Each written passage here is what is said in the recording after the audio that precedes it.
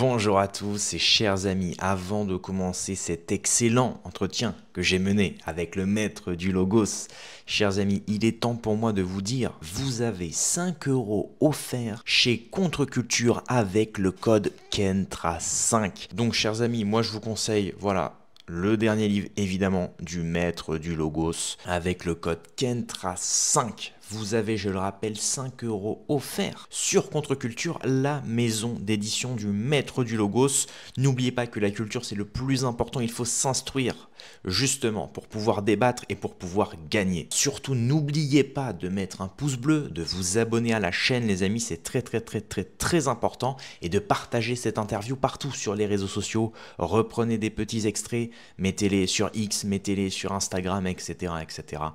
Voilà, c'est tout pour moi et bonne interview. Eh bien, ce soir, ça me fait plaisir. Ça me fait plaisir parce que la dernière fois qu'il était venu, c'était courant décembre. Et là, il est de retour, non pas pour présenter son livre, bien qu'on va aussi le présenter ce soir, bien évidemment, mais on va aussi parler d'une nouvelle idée, d'une certaine manière. C'est un nouveau site internet qui s'appelle alain-soral.com. Alain Soral, bonsoir. Bonsoir camarades et bonsoir à tous. On va présenter donc cette nouvelle idée. C'est ton nouveau site internet, Alain, justement. Donc, oui, qui n'annule pas égalité et réconciliation, mais en fait, pour des raisons je dirais, d'efficacité, de sécurité, j'ai décidé en accord avec des camarades d'ailleurs, d'assumer pleinement mes propos. Donc, il y a le contenu spécifiquement alainsoral.com. Comme ça, c'est moi qui rends compte devant la justice, dans le but d'éviter au maximum que soit impacté ce qui est collectif, qui est égalité et réconciliation. Parce que je te cache pas qu'en ce moment, dans le cadre de l'opération Gaza, il y a un énorme travail en France comment dirais-je, de nettoyage ethnique aussi, mais de nettoyage médiatique, on va dire, et un gros travail de persécution pour les gens qui, en fait, critiquent l'État génocidaire en rapport à ce qui se passe à Gaza.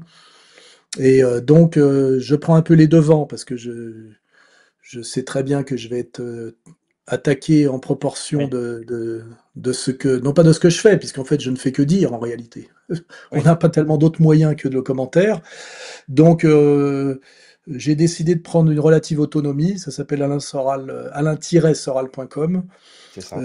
Voilà, comme ça c'est clair, hein, puisque la période de plus en plus l'exige, hein, voilà. Mais ER existe toujours, mais bon, c'est on va dire une plateforme pluridisciplinaire, animée par des gens qui sont de tendances différentes, tu vois, qui vont de Lucien Cerise à Maître Viguier, que parfois j'oublie parce qu'il est un peu à l'étranger en ce moment, en passant par Poussard est sur le départ, malheureusement. Bon, je pense qu'il va continuer de son côté. Mais sinon, on a effectivement Guyeno, Youssef Indy, Pierre de Brague. Voilà, tous ces gens-là travaillent. Et avec cette nouvelle disposition, disons qu'ils ne sont pas obligés d'assumer la radicalité dans laquelle je me suis engagé, parce que j'estime que il est plus temps de tortiller, et qu'en plus ça sert à rien de tortiller, hein, parce que j'ai suffisamment expérimenté pour vous dire que quand vous essayez d'être dans la nuance, de bien expliquer, etc., ça sert à rien, hein, ça sert à rien de toute façon. Comme j'expliquais à Marine Le Pen il y a déjà des années, qui me disait qu'elle n'était pas antisémite, je disais mais Marine, c'est pas toi qui décides, hein. Si par ta vision des choses et ton commentaire tu portes atteinte aux intérêts supérieurs de la communauté et d'Israël, et de fait tu seras traité comme si tu étais un antisémite, et tu seras d'ailleurs traité d'antisémite. On voit d'ailleurs très vite le deux poids deux mesures, c'est qu'aujourd'hui on a le droit de critiquer l'islam et de se plaindre des musulmans de manière globale, et d'établir des liens assez permanents entre islam, musulman et islamisme. Mais dans un pays qui est censé être une république égalitaire et laïque, quand vous faites exactement la même chose en vous plaignant d'Israël, qui est l'État juif, et donc aussi d'un certain judaïsme, hein, au nom du droit à la libre critique des religions, puisqu'on a le droit d'être islamophobe d'une certaine manière, si vous vous permettez de tenter la symétrie avec le judaïsme, c'est immédiatement requalifié d'antisémitisme déguisé ou avéré. Et aujourd'hui, ils essayent même d'étendre l'antisémitisme à la stricte critique d'Israël. Hein. Donc on est dans une situation. D'ailleurs, je crois que le 18 juin prochain, tu as un procès par rapport à oui, ça, oui, non? oui, j'ai un procès. C'est un procès à la fois face au Thénardier du Covid, qui était le tandem Lévy-Buzyn, hein, Ouais. je rappelle, qui sont gravement responsables de l'opération Covid, qui est à la fois une opération de privation de liberté, d'escroquerie financière et d'empoisonnement, hein, je rappelle. Mais oui, ces gens-là m'envoient au tribunal. Je crois que c'est lié à ma petite plaisanterie sur la liste de Schindler. Hein. Et puis j'ai aussi quelque chose qui s'appelle provocation à la haine, parce qu'évidemment quand tu critiques les haineux en chef qui sont aujourd'hui le gouvernement de Netanyahou, c'est toi qui te fais envoyer au tribunal pour provocation à la haine contre les haineux, tu sais. Enfin, tout est à front renversé, donc j'ai ça. Et je crois que j'ai aussi apologie de terrorisme. Hein. Alors, apologie de terrorisme, avant d'oublier, c'est parce que nous hébergions sur le site une émission de très bonne tenue qui s'appelait L'Axe de la Résistance, qui était animée par un garçon qui s'appelle Aïssa, que je ne connais pas, que j'ai jamais rencontré, mais c'était une émission de très bonne tenue. Il y avait lui et peut-être, je ne sais pas s'il y avait Youssef Indy avec lui.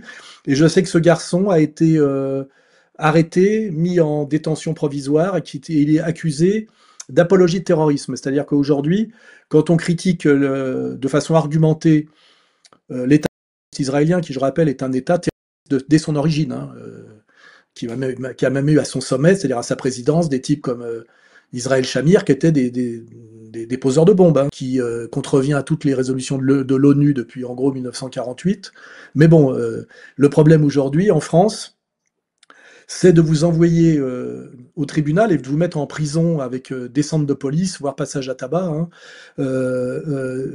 pour apologie de terrorisme, parce que vous résistez par le commentaire et verbalement à l'entreprise de purification ethnique qualifiée de génocidaire par toutes les instances internationales, voilà, que vous critiquez Israël pour ce qu'il est. Ce qui veut dire qu'aujourd'hui, l'État français s'est mis entièrement à disposition d'Israël, donc on est aussi ici dans les territoires occupés, pour châtier par la force de la loi, de façon illégale à mon avis, les gens qui osent voilà, résister par le commentaire à cette ignoble purification ethnique et génocide qui se passe sous nos yeux actuellement à Gaza.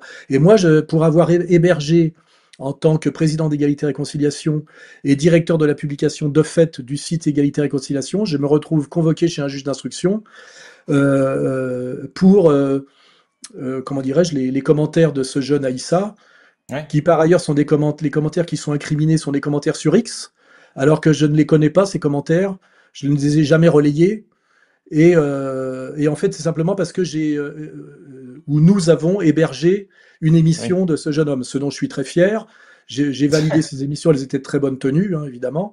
Et donc je me retrouve aussi en voie d'être inculpé pour apologie de terrorisme. C'est-à-dire que aujourd'hui, l'État français inculpe d'apologie de terrorisme des gens qui osent critiquer l'État d'Israël, hein, ce qui veut dire aujourd'hui que l'État français, par la voie de sa police et visiblement de sa justice, s'est mis entièrement au service de l'État, on va dire, judéo-israélien. C'est la situation. Voilà. On en est là. Hein, on en est là. Donc, d'une certaine manière, d'ailleurs, ça fait de toi le premier résistant de France. Et c'est une raison de plus, chers amis. J'en profite justement pour faire la pub.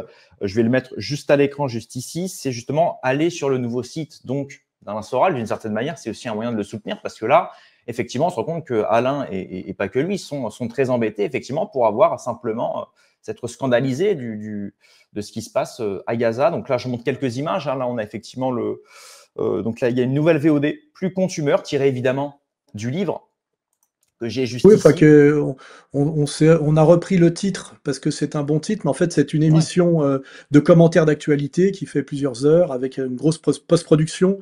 Puisque moi, en fait, le plus que j'apporte par rapport aux prestations que je fais chez les gens qui m'invitent, parce que tu as remarqué qu'en ce moment, je suis assez invité et on me Ouais, pousse quand même dans des marathons qui m'épuisent beaucoup. C'est pour ça que je précise qu'aujourd'hui, on arrête à ouais, 21h, parce qu'en plus, à mm, 21h, il y a foot. Il y a foot. c'est Et quand ça. même, il n'y a pas grand-chose à voir en ce moment en termes de sport. On pourra parler de la boxe où le niveau est devenu catastrophique. Là, je vais passer le week-end à regarder ce qu'ils nous proposaient. À Paris-Noué, le reste, c'était honteux.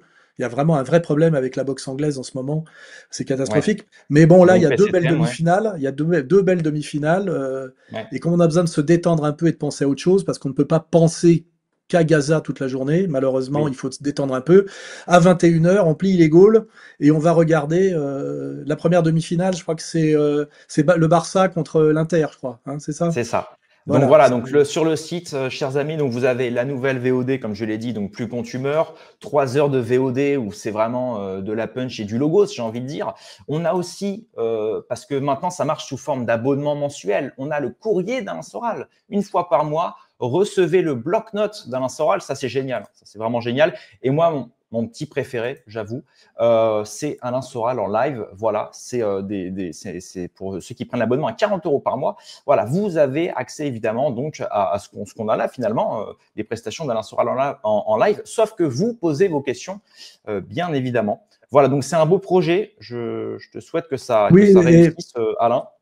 n'oublions pas que quand on vous persécute comme on me persécute depuis des années, il y a Ouais, l'aspect bon, il y a l'aspect judiciaire. Alors là, pour l'instant, je suis protégé par le fait que ma nationalité suisse, puisque j'ai la double nationalité, me protège, bien que je ouais, sois aussi emmerdé en Suisse. Mais là où on vous tape aussi très très violemment, c'est au porte-monnaie. Il faut pas oublier. Hein. Il y a deux ouais, moyens de vous faire taire en France. C'est le fisc, le fiscal et le pénal. Et là, par exemple, le procès qui m'attend le 18 juin, date symbolique que le système a choisi, pour vous dire que le système se croit tellement puissant en termes de désinformation qu'en choisissant cette date du 18 juin, je suis censé, moi, représenter l'occupation allemande et eux, la résistance gaulliste. Vous voyez? C'est pour vous dire que les inversions ne les gênent pas. Et il m'est déjà annoncé et promis dans ce procès 7 ans de prison et 100 000 € d'amende, sans compter les parties civiles. Et les parties civiles, elles sont toutes là. Hein, toutes ouais, là. Ça fait 8 parties civiles, fait que ça monte, c'est des condamnations qui montent à 200 000 €.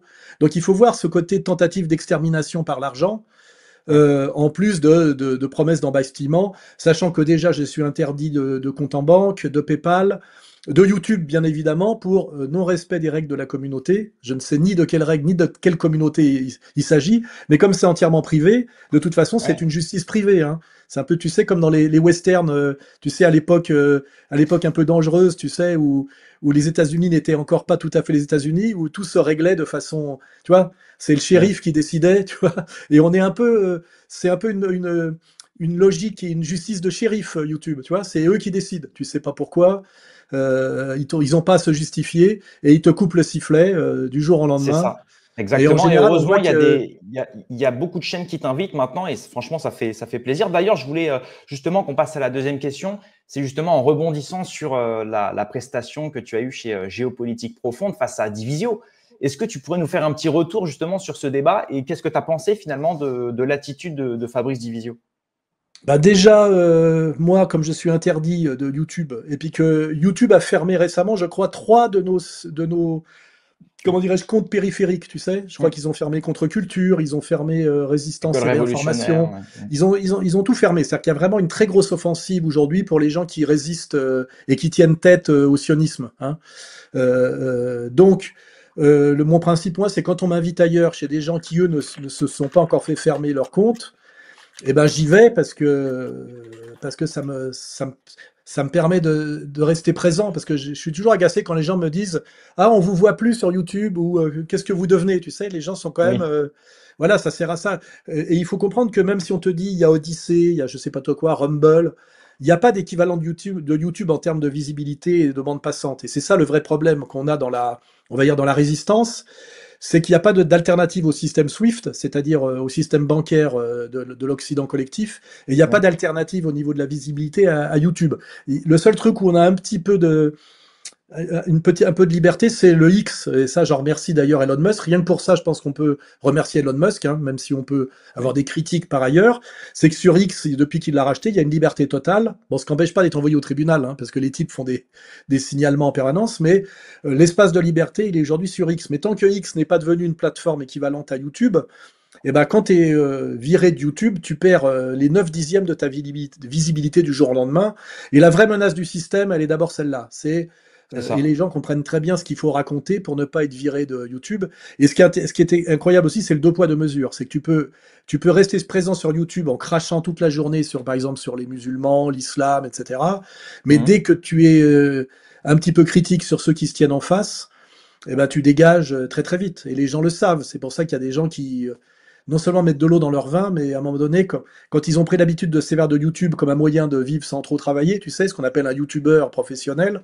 Je ne vais pas Mhm. citer par exemple Vincent Lapierre, tu vois, mais le type, il est passé du soutien au professeur Forisson et de tiers-mondisme chaviste à Ouais. aujourd'hui des vidéos qui consistent à montrer une chose qui est vraie d'ailleurs, c'est l'ensauvagement ethnico-confessionnel supposé des banlieues des centres-villes. Il fait plus que ça. Et t'imagines bien que là, il risque moins les agressions par les commandos sionistes qu'il menaçait il y Oui. a pas longtemps, et sa chaîne risque pas de sauter. Simplement, il est Oui. passé, si tu veux, des effets, et il a oublié de réfléchir sur la cause. Tu sais, Oui.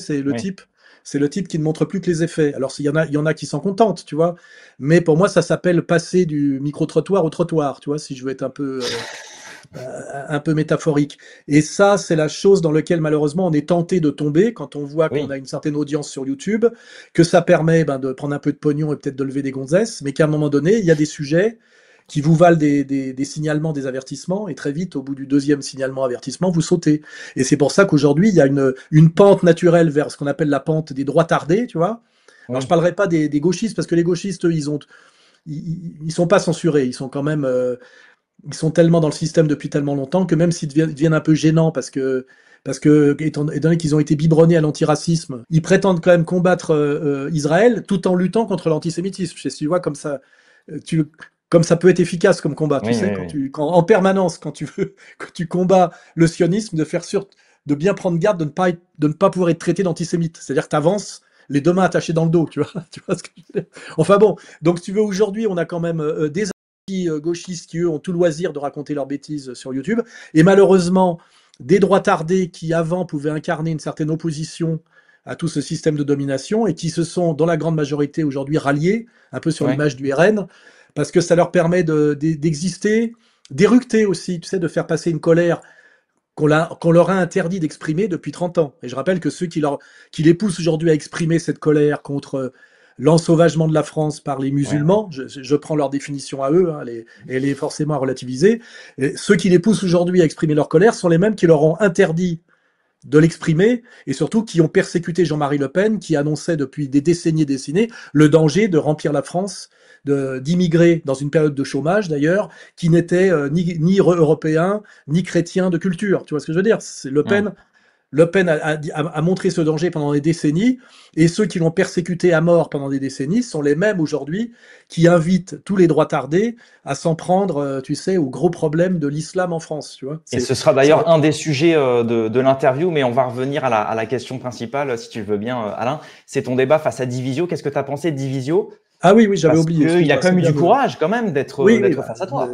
oui, oui. Divisio a fait quelque chose de très honorable, c'est d'accepter de discuter avec moi, alors qu'il en est, t'as vu, il a tout de suite été menacé, hein, Ouais. violemment, hein. Ouais. Et il m'a laissé m'exprimer sans faire du nolo, tu sais, du mec qui fait semblant de s'offusquer, alors qu'il a tous les moyens de comprendre que ce que je dis est fondé sur le plan de la raison et sur le plan de la morale. Et il a même dit à la fin, je reconnais que ce monsieur Soral est brillant. Donc en fait, C'est ça. il a fait quelque chose de très courageux, c'est d'accepter, tu sais, d'être mon sparring partner. Tu sais, ça me fait penser on a un très bon boxeur français qui est au Canada, qui s'appelle Mbili. Oui. Mbili, aujourd'hui, devrait être le challenger. Il est classé numéro 1 dans toutes les fédérations, tu sais. Ouais. Et c'est lui que devrait rencontrer normalement Canelo. Et Canelo veut pas le rencontrer parce que je pense qu'Mbili, aujourd'hui, Canelo est en fin de carrière et Mbili le battrait. J'en suis à peu près sûr. Et tu vois, moi, j'ai un peu ce même problème, tu vois. Ouais. Le jour où tu as réellement un type qui accepte de t'affronter, c'est qu'il est très courageux, parce que de toute façon, il vient pas pour te battre. Je suis imbattable, en réalité. Mais il vient il te vient pour te donner l'occasion de monter sur le ring, tu vois. Et Ouais. c'est ce que Divisio a fait de manière très honnête, très courageuse. Bon, il a un petit peu eu du mal sur la fin, tu sais, quand je lui ai parlé du Dieu Du de haine de Talmud. l'Ancien Testament.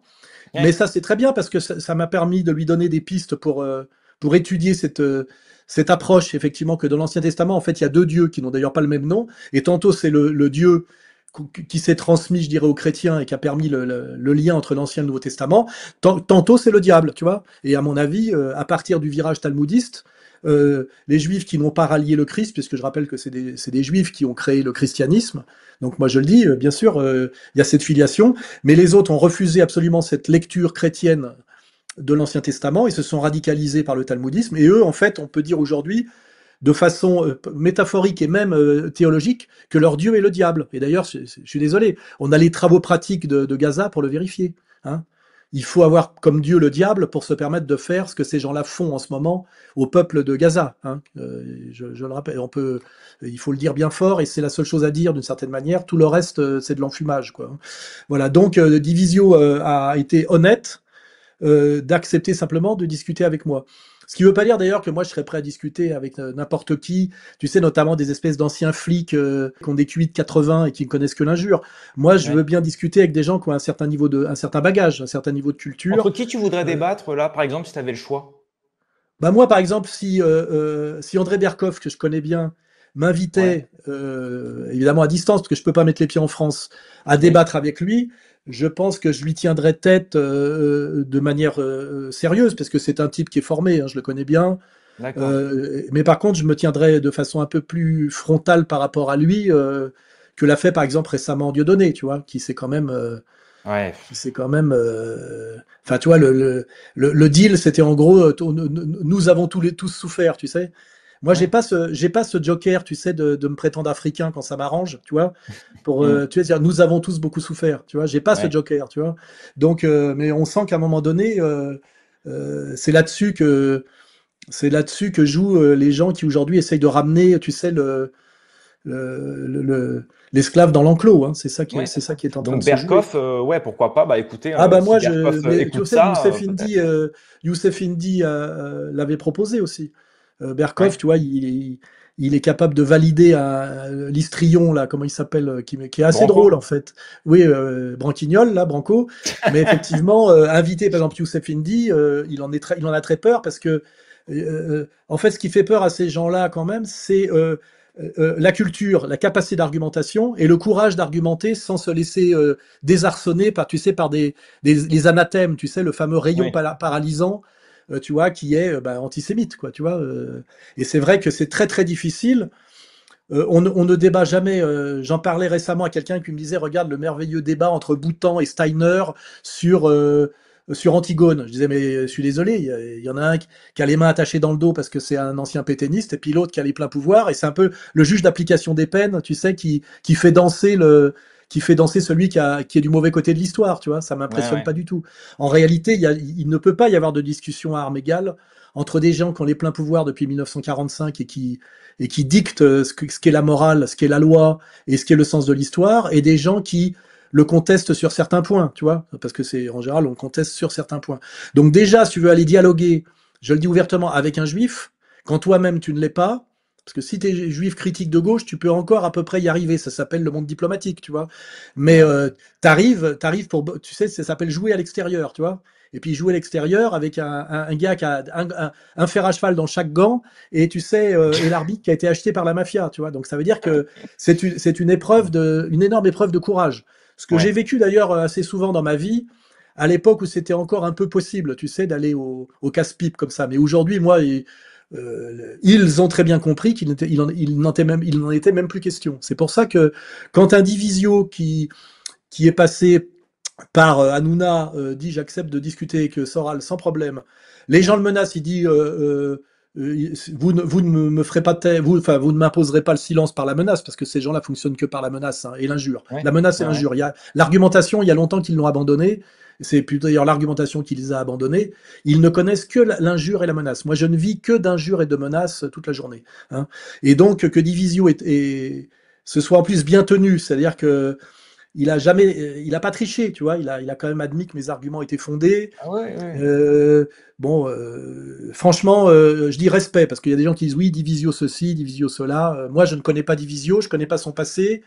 Je reconnais qu'il s'est très bien tenu, et que, comme disait Poutine à Oliver Stone, quand Oliver Stone était venu interviewé Poutine, il avait dit on va vous le faire payer. Je me compare pas à Poutine. Je veux dire, tu sais, c'est ce que je peux dire. On va lui faire payer à Divisio de m'avoir d'avoir dit que j'étais un interlocuteur admissible, brillant. tu sais, admissible. Ouais, brillant, c'est joli. Je me méfie de ce terme parce que moi, je prétends pas être brillant.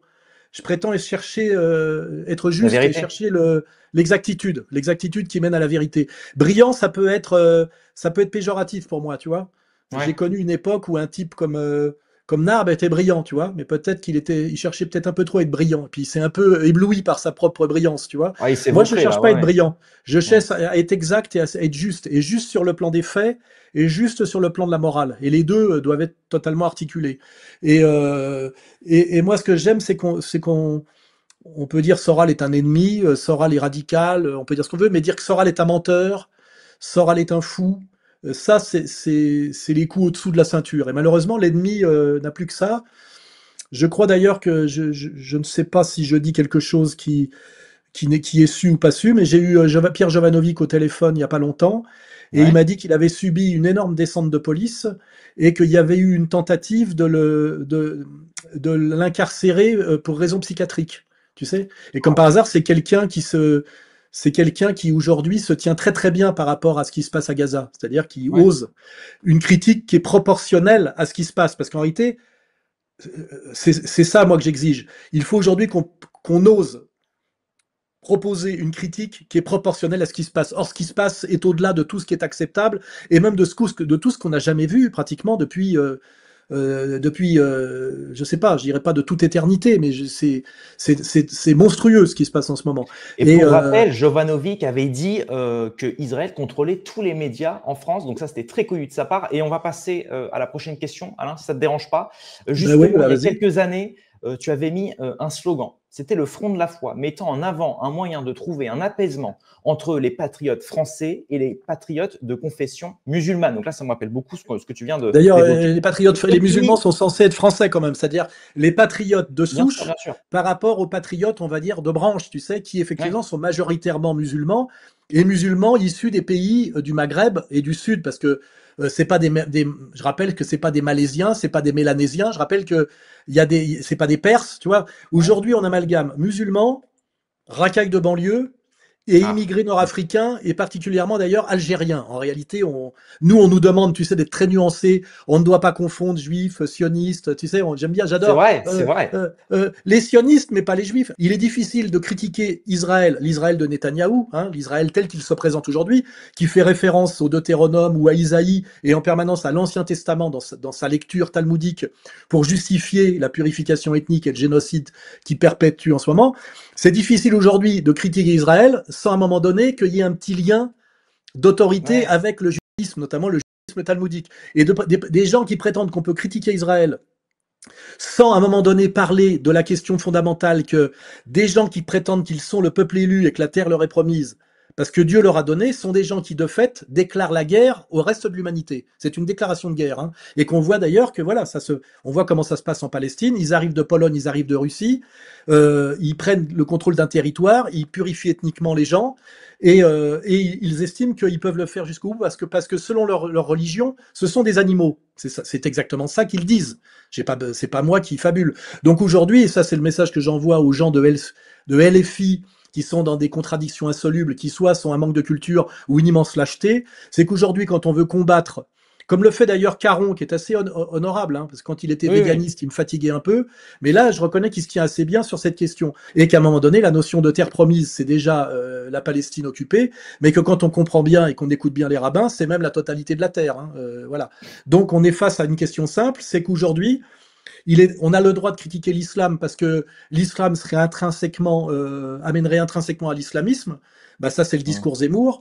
Mais dire que ce que fait aujourd'hui l'État d'Israël est malheureusement l'application d'un projet religieux, ça serait considéré comme de l'antisémitisme, bien que ce soit un terme impropre, puisque on sait très bien que le sémitisme est un terme linguistique et qu'il y a plus de sémites chez les Palestiniens que chez les Juifs, qui, je rappelle, sont des des Ashkénazes, donc des Russo-Polonais. Hein. Donc voilà, les seuls sémites en Palestine sont les persécutions, les Palestiniens persécutés. On est dans une république laïque et égalitaire. On a le droit de chier sur le catholicisme. On a le droit de se moquer du pape. Charlie Hebdo passe son temps à ça. On a le droit aujourd'hui de critiquer l'islam, les musulmans et l'islamisme comme étant intrinsèquement une conséquence, je dirais presque mécanique de l'islam. Hein. On ne veut pas faire de distinguo. Moi, je dis qu'il y a un lien intrinsèque et inéluctable entre le judaïsme et le sionisme de Netanyahou. Hein. Et ça s'appelle une lecture assez sérieuse de l'Ancien Testament, notamment de Isaïe, du Deutéronome, etc. C'est un travail que fait très très bien Youssef Indy, n'est-ce pas? Qui le fait d'ailleurs de façon très posée, très très livresque. Mais je pense que même malgré ça, il finira par avoir de gros ennuis, puisque je dis, s'ils se sont permis d'arrêter, de mettre en détention provisoire et d'inculper d'apologie de terrorisme les gens qui animaient l'axe de la résistance, hein, ils peuvent embastiller à peu près tous les gens qui sont sur une ligne cohérente. On ne peut pas critiquer aujourd'hui Israël sans critiquer le judaïsme, c'est impossible. Ou alors il faut nous expliquer qu'il y a une autre lecture du judaïsme, et ça je suis tout à fait d'accord pour entendre, mais cette lecture-là n'est pas majoritaire, elle n'est pas celle des Israéliens, et elle n'est même pas celle de, comment dirais-je, des gens qui ont ont le pouvoir sur le judaïsme en France, et notamment le CRIF, hein, c'est clair et net. Hein, voilà. Et tant qu'on n'aura pas ce courage, tant qu'on n'arrivera pas à surmonter cette peur, parce que c'est une peur en fait qui nous empêche, c'est pas un manque d'intelligence ou de culture, c'est uniquement parce qu'on est terrorisé depuis des décennies. En France, on subit la terreur de cette communauté depuis des décennies. Je le sais, moi, ça fait presque 25 ans que ces gens-là me pourchassent, me terrorisent et me harcèlent parce que j'ose simplement leur tenir tête avec des arguments qui sont logiques et moraux. Je rappelle, le gentil dans l'histoire, c'est moi. D'ailleurs, c'est comme ça qu'ils m'appellent. Je suis le gentil. Hein.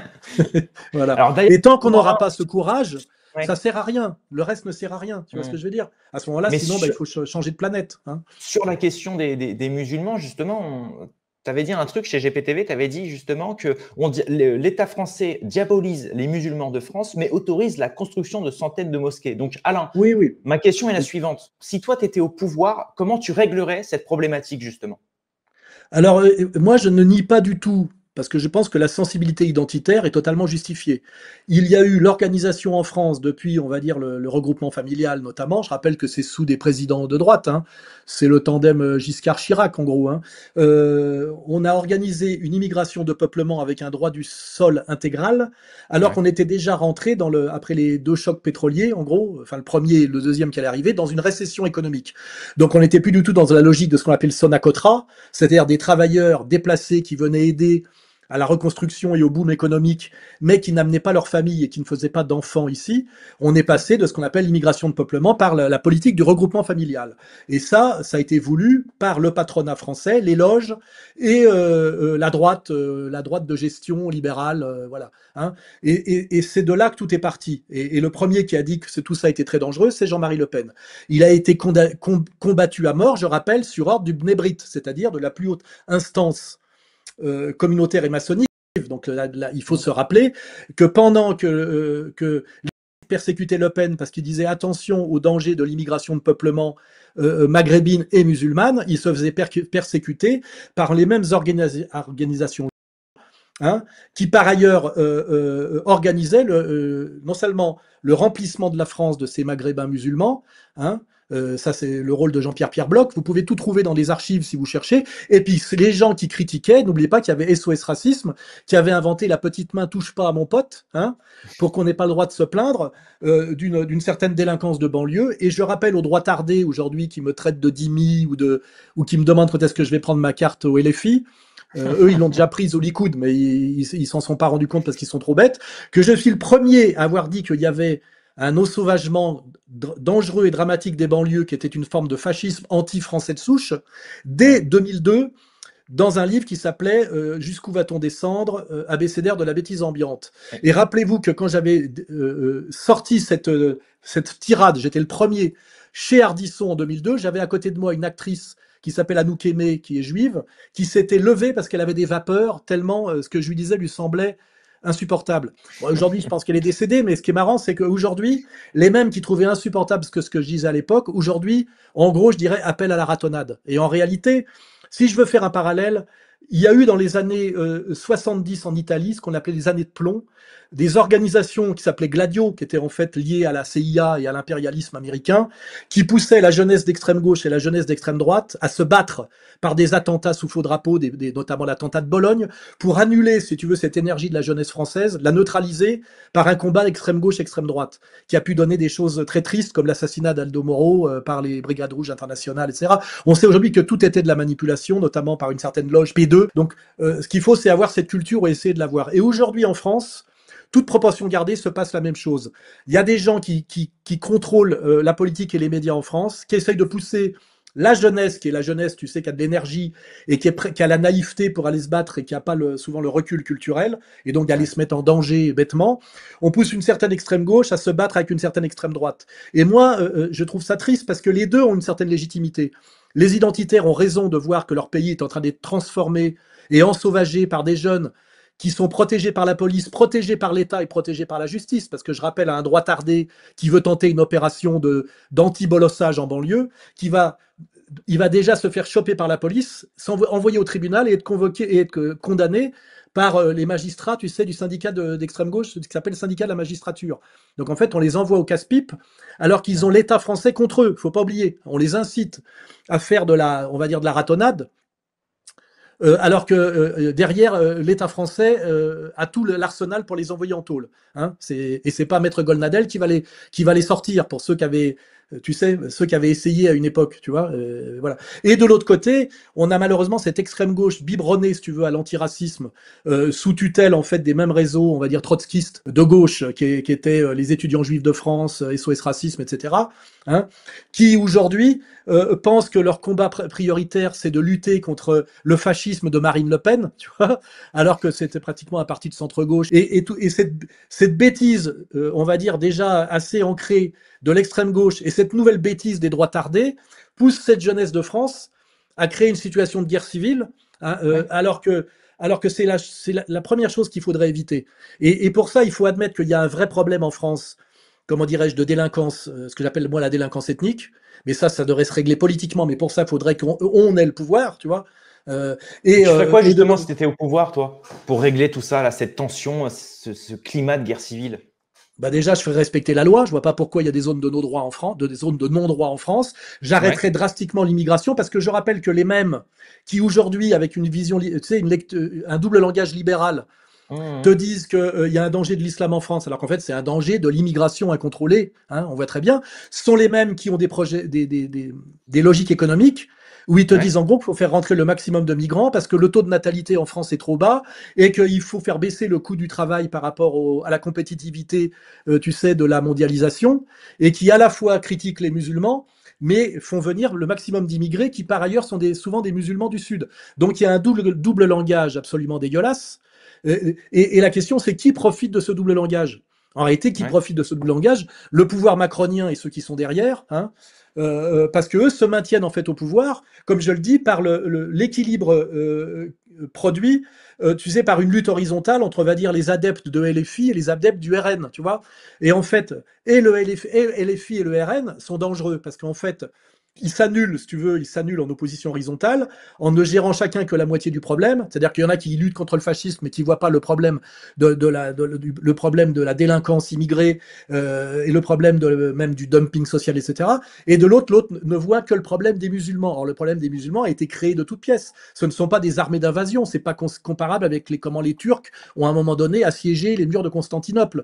C'est des gens que nos propres dirigeants font venir. C'est-à-dire que Macron fait venir des immigrés pour faire baisser le coût du salaire et aussi sans doute des idées plus perverses, tu sais, de ce qu'on appelle le chaos contrôlé, tu vois.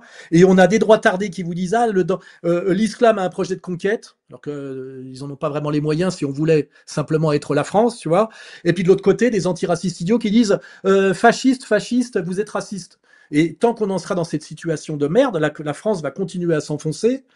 On va aggraver la situation de guerre civile, alors qu'en plus on est dans une crise économique qui est aggravée complètement, crise de l'emploi, crise du pouvoir d'achat, crise de la sécurité bien évidemment, et en plus on a toute une géopolitique catastrophique. C'est que les mêmes qui poussent à cette guerre civile nous disent aussi qu'il faut attaquer l'Iran, et puis attaquer la Russie parce qu'il faut soutenir l'Ukraine. Ouais. Et ça, c'est la situation française actuelle. Et normalement, un homme politique qui a à cœur la France, et non pas une France fantasmée qui voudrait revenir par un coup de baguette magique, tu sais, la France des années 60. Les gens qui me disent qu'il y a beau à remigration, il faut réaliser les conditions de la remigration. Et c'est pas le décret de la remigration, c'est se faire plaisir. Alors je comprends qu'il y a des types qui aiment bien se faire plaisir, mais la politique, c'est pas se faire plaisir. C'est arriver à obtenir des résultats en faisant levier sur le réel, tu vois. Et aujourd'hui, on voit très bien que décréter la remigration, pour ça, il faut créer une inversion des flux migratoires qui est une volonté politique du pays dans lequel ça se passe, qui est la France, ce qui n'est pas le cas. Le pouvoir favorise l'immigration, favorise la construction de mosquées, je le rappelle, tout en diabolisant les musulmans. Hein, il faut vérifier tout ça commune par commune. Et par ailleurs, ont besoin de faire baisser le coût du travail. Par ailleurs, disent qu'il n'y a pas assez de jeunes travailleurs en France et que pour des raisons de coût de productivité, il faut faire venir des immigrés. C'était encore le discours il y a quelques jours d'un de nos ministres d'État. Je crois que c'est Séjourné. Hein. Il faut regarder tout ça.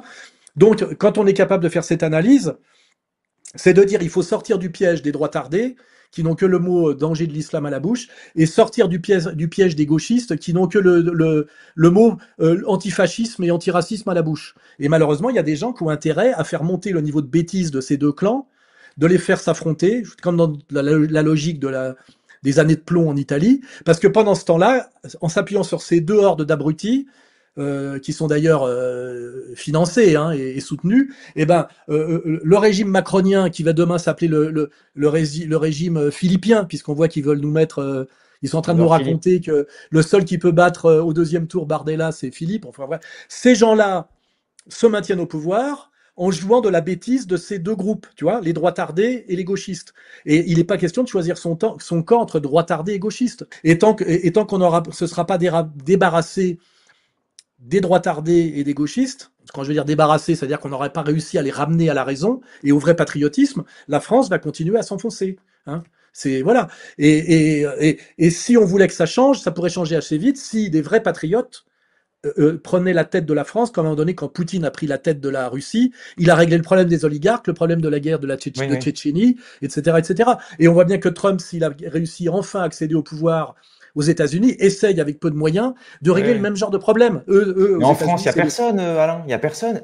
Asselineau, peut-être. Il n'y a personne, il y a les Français. Il y a les Français qui souffrent et qui ont quand même un cerveau relativement, et qui ont quand même une tradition de peuple quand même qui se soumet pas facilement. Je vois quand même la différence moi, entre la Suisse et la France. La France est un pays de gueulards, est un pays d'insoumis, est un pays qui a fait des révolutions. Faut arrêter d'ignorer le Français sous prétexte qu'en fait il n'a pas accès aux médias, qu'en fait on l'écrase, tu vois. Le Français moyen qui travaille dans des boulots, je dirais moyens, dans des villes moyennes, il sait très bien la réalité du monde du travail, où il n'y a pas d'un côté des patriotes droitardés puis de l'autre des islamistes. Sur le lieu de travail moyen, quand on n'est pas chez des bourgeois du centre-ville, les types côtoient des mecs qui sont d'origine maghrébine, des mecs qui sont d'origine africaine, mais qui par ailleurs sont des camarades de travail, voire des camarades de sport, comme moi je les ai toujours fréquentés, et qui ne demandent qu'à réussir leur vie en France pour accéder à une petite vie, hein, c'est-à-dire femmes, enfants, peut-être devenir propriétaire de leur logement, pouvoir, tu vois, être inscrit à un club de boules ou de sport, tu vois, et partir en vacances avec, tu vois, avec la Pigeot même au bled, tu sais, comme tu vois les mecs se taper 1000 km avec la bagnole chargée à bloc. Il y a cette réalité française. Mais ça, c'est, disons que c'est un... Oui, là, tu parles des Français, c'est la vraie France, en homme politique. En homme politique. Asselineau, peut-être? Asselineau, excuse-moi, mais les mecs passent trop de temps à table pour être des guerriers, tu vois. Moi, je fais la différence entre un homme politique et un conférencier, tu vois ce que je veux dire? Un homme politique, c'est un type qui doit comprendre qu'aujourd'hui, vouloir régler le problème de la France, comme je l'expose, c'est mettre sa peau sur la table, tu vois? Sa peau sur la table. C'est-à-dire que tu es en danger de mort d'une certaine manière, hein, en danger de mise à mort par tous les moyens. Hein. La mise à mort physique arrive toujours en dernier, mais il y a des tas d'autres moyens de te ramener... tu sais, de te ramener à la raison, on va dire, tu vois, de te ramener dans la cage, tu vois. Et effectivement, aujourd'hui, il n'y a personne, parce qu'en réalité, ce pouvoir central et centriste qui s'appelle le pouvoir macronien, qui après va se transmettre peut-être à l'autre, là, le Philippe, là, aujourd'hui ne peut se maintenir que parce que, comme un trimaran, il y a les deux flotteurs qui s'annulent, LFI d'un côté, c'est-à-dire les gauchistes abrutis, qui sont et pro-palestiniens et, je te rappelle, pro-LGBT. Je sais pas si tu vois l'incohérence, tu vois, de la femme voilée avec les cheveux bleus dans la même manif. Ces gens-là n'ont rien à voir les uns avec les autres. Et c'est fait exprès d'une certaine manière. Donc c'est totalement stérile.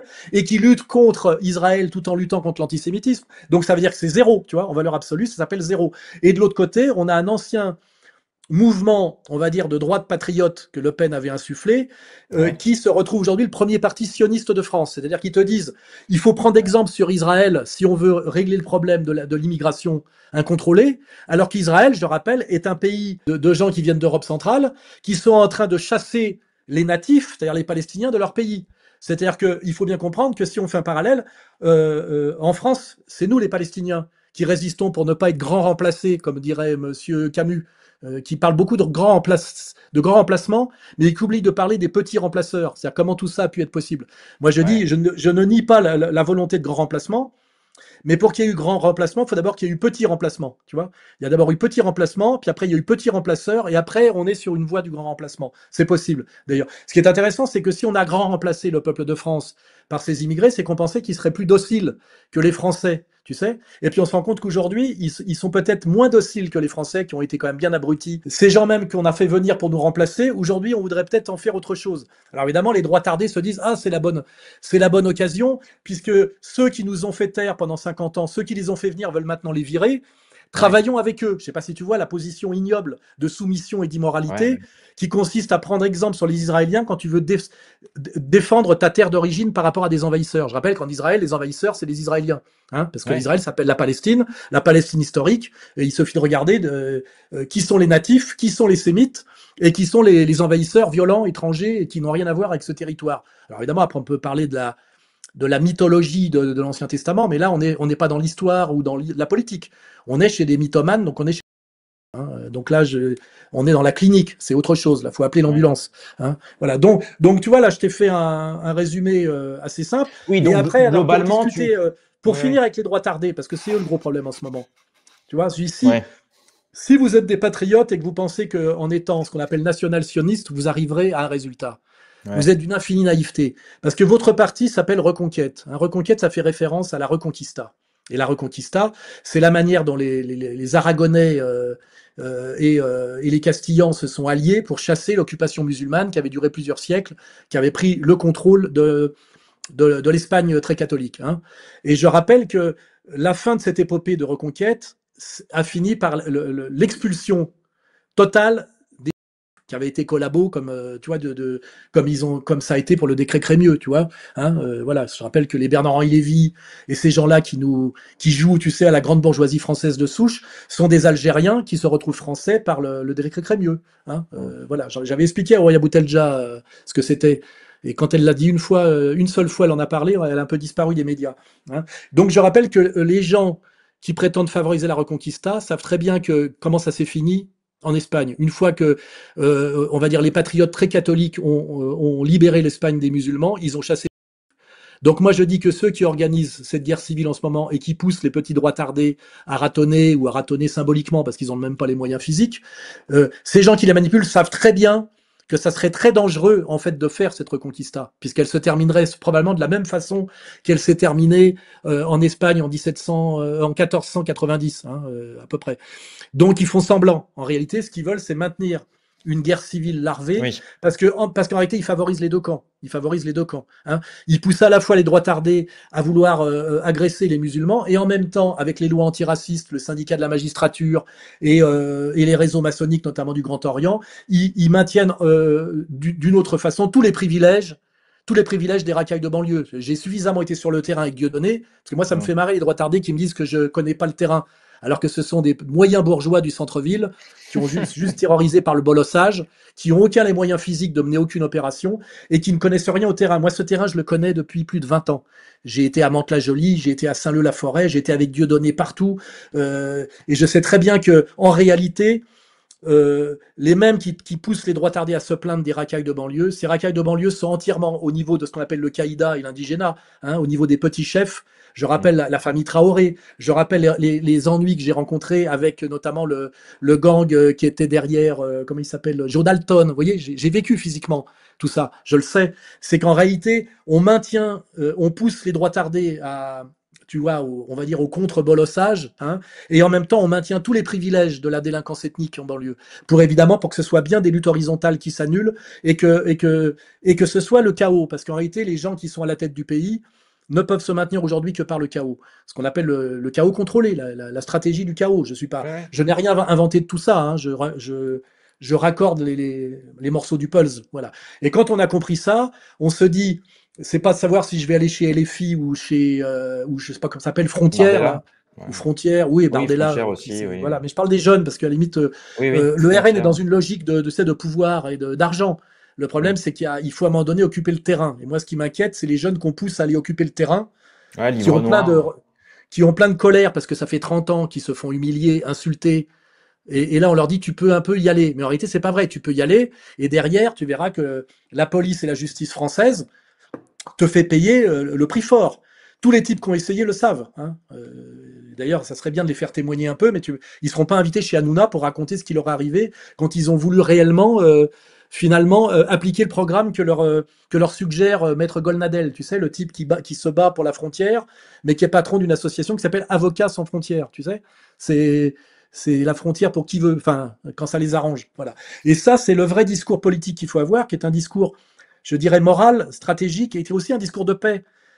Moi, ça me plaît pas tellement de voir un crétin d'antiraciste, mais qui est donc généreux, puisqu'il est antiraciste, toi de LFI, pense qu'il va aller se battre avec un jeune, tu sais, droitardé, bien stipendié derrière par les réseaux sionistes, tu sais, un national sioniste, tu vois, et puis après, d'ailleurs, encouragé par les dernières vidéos tu sais, de Vincent, comment il s'appelle, Vincent Lapierre, c'est ça, tu sais, Vincent Lapierre, oui. qu'on voyait, tu sais, à l'époque, tu sais, derrière le professeur Forisson, tu sais, Ouais. et qui disait je ne trahirai jamais, tu sais. Et aujourd'hui, toutes ces vidéos consistent à montrer l'ensauvagement ethnique d'abord des centres-villes. Oui, bien sûr. Qui a voulu ça?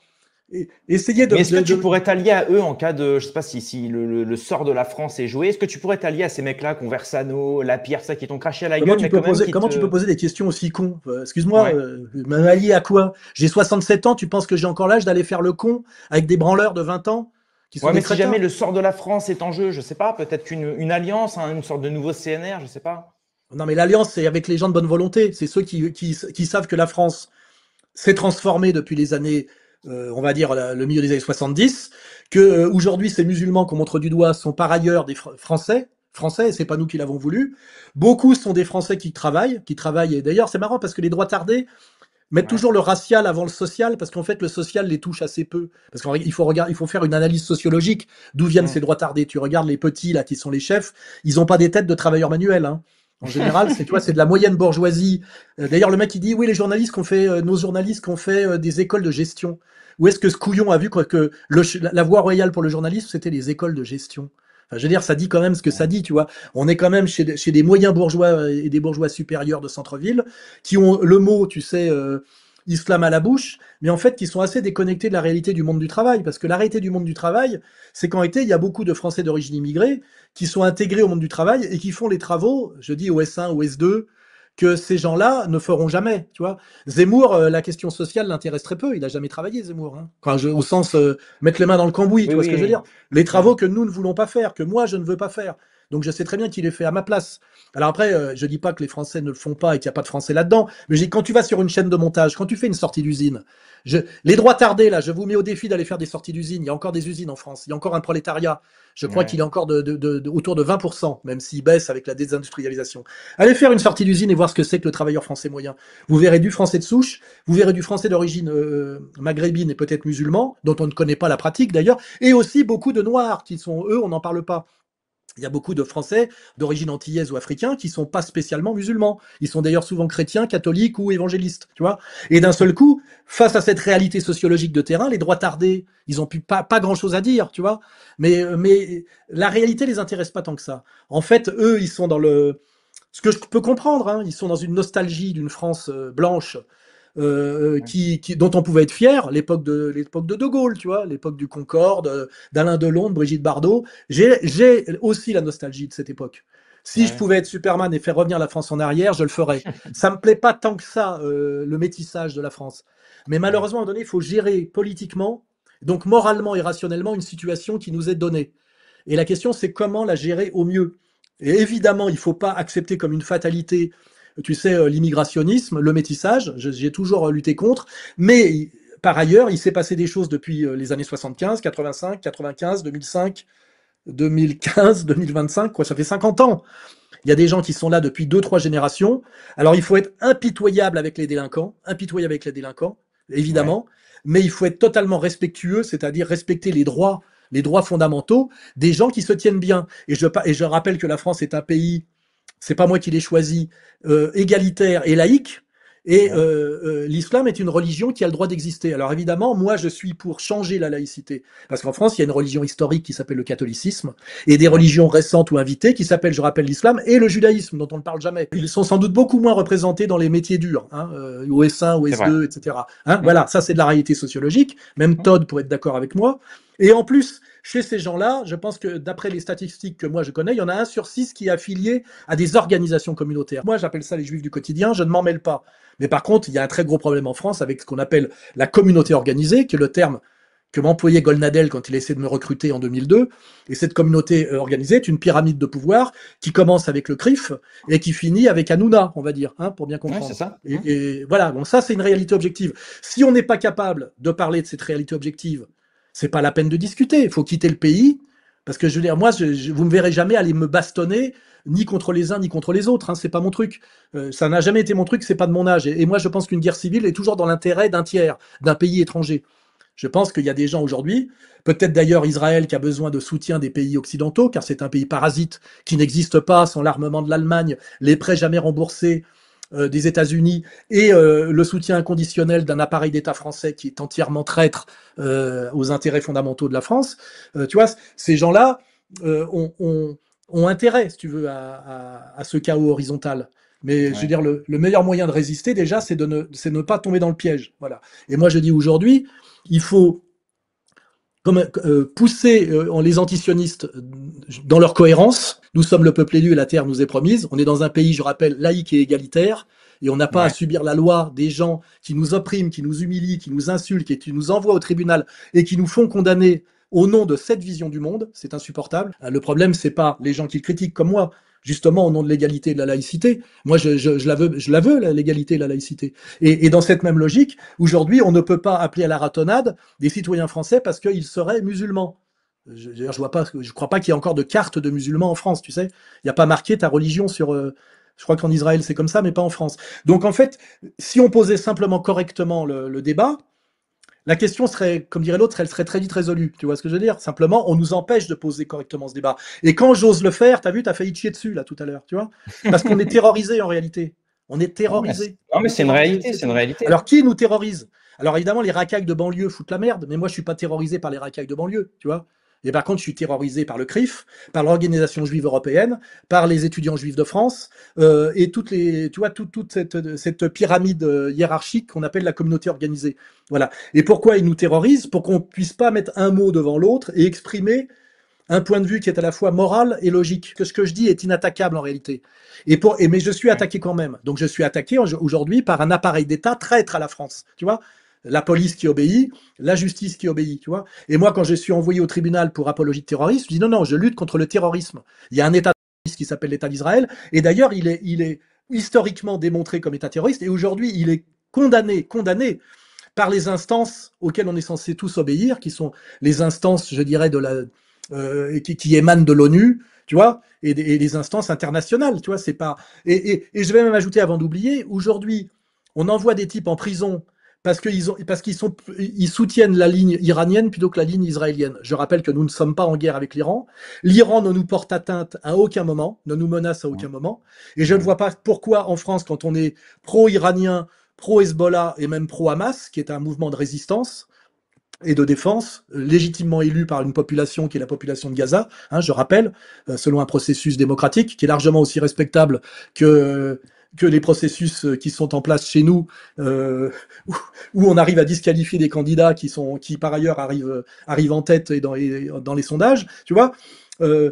C'est tout ça qu'il faut oser dire. Il est absolument anormal aujourd'hui que la police française et la justice française envoient des gens comme moi ou des gens comme Aïssa au tribunal et en prison parce qu'ils prétendent qu'aujourd'hui que l'Iran est légitime dans son positionnement et que la menace régionale que tous subissent dans cette région qui s'appelle le Moyen-Orient, et cette menace s'appelle Israël, tu vois. Et aujourd'hui, nous avons un État français qui est ouvertement au service d'Israël, donc qui est un État traître, qui persécute les patriotes français, au nom, en fait, d'un pays ouvertement criminel, désigné comme tel par toutes les instances qui chapeautent en réalité enfin, je dirais la paix mondiale, hein, les émanations de l'ONU, etc. Ça, c'est la réalité. Comment se fait-il que je sois aujourd'hui le seul à le dire de manière aussi radicale? C'est ça la question. Normalement, c'est ce que devraient dire tous les militants sincères, tu vois, pour échapper au piège anti-islam des droits tardés et au piège antifasciste et antiracistes des gauchistes abrutis. Or, aujourd'hui, le débat politique se réduit à cette misère, à cette stupidité, tu vois. Et la question, c'est à qui profite cet effondrement, tu vois, à qui profite cette guerre civile latente. Mais finalement, est-ce que la libération, elle est vite répondue, tu vois. Est-ce que la libération de la France, elle est encore possible ou les Français sont vraiment condamnés?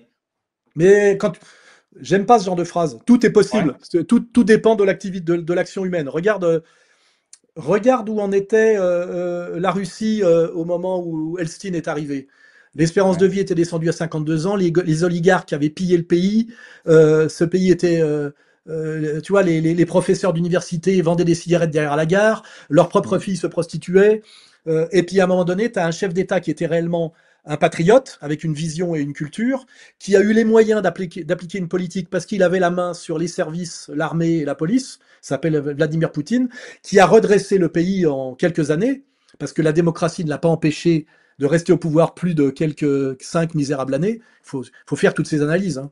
La démocratie, c'est ce qui empêche un vrai chef d'État patriote d'avoir une politique stratégique à long terme, tu vois, pour que le pouvoir reste à ceux, effectivement, qui règnent en douce contre la démocratie. Donc, je vais appeler les banques pour simplifier. Et je rappelle que j'ai expliqué tout ça dans mes livres, parce que je ne suis pas un youtubeur.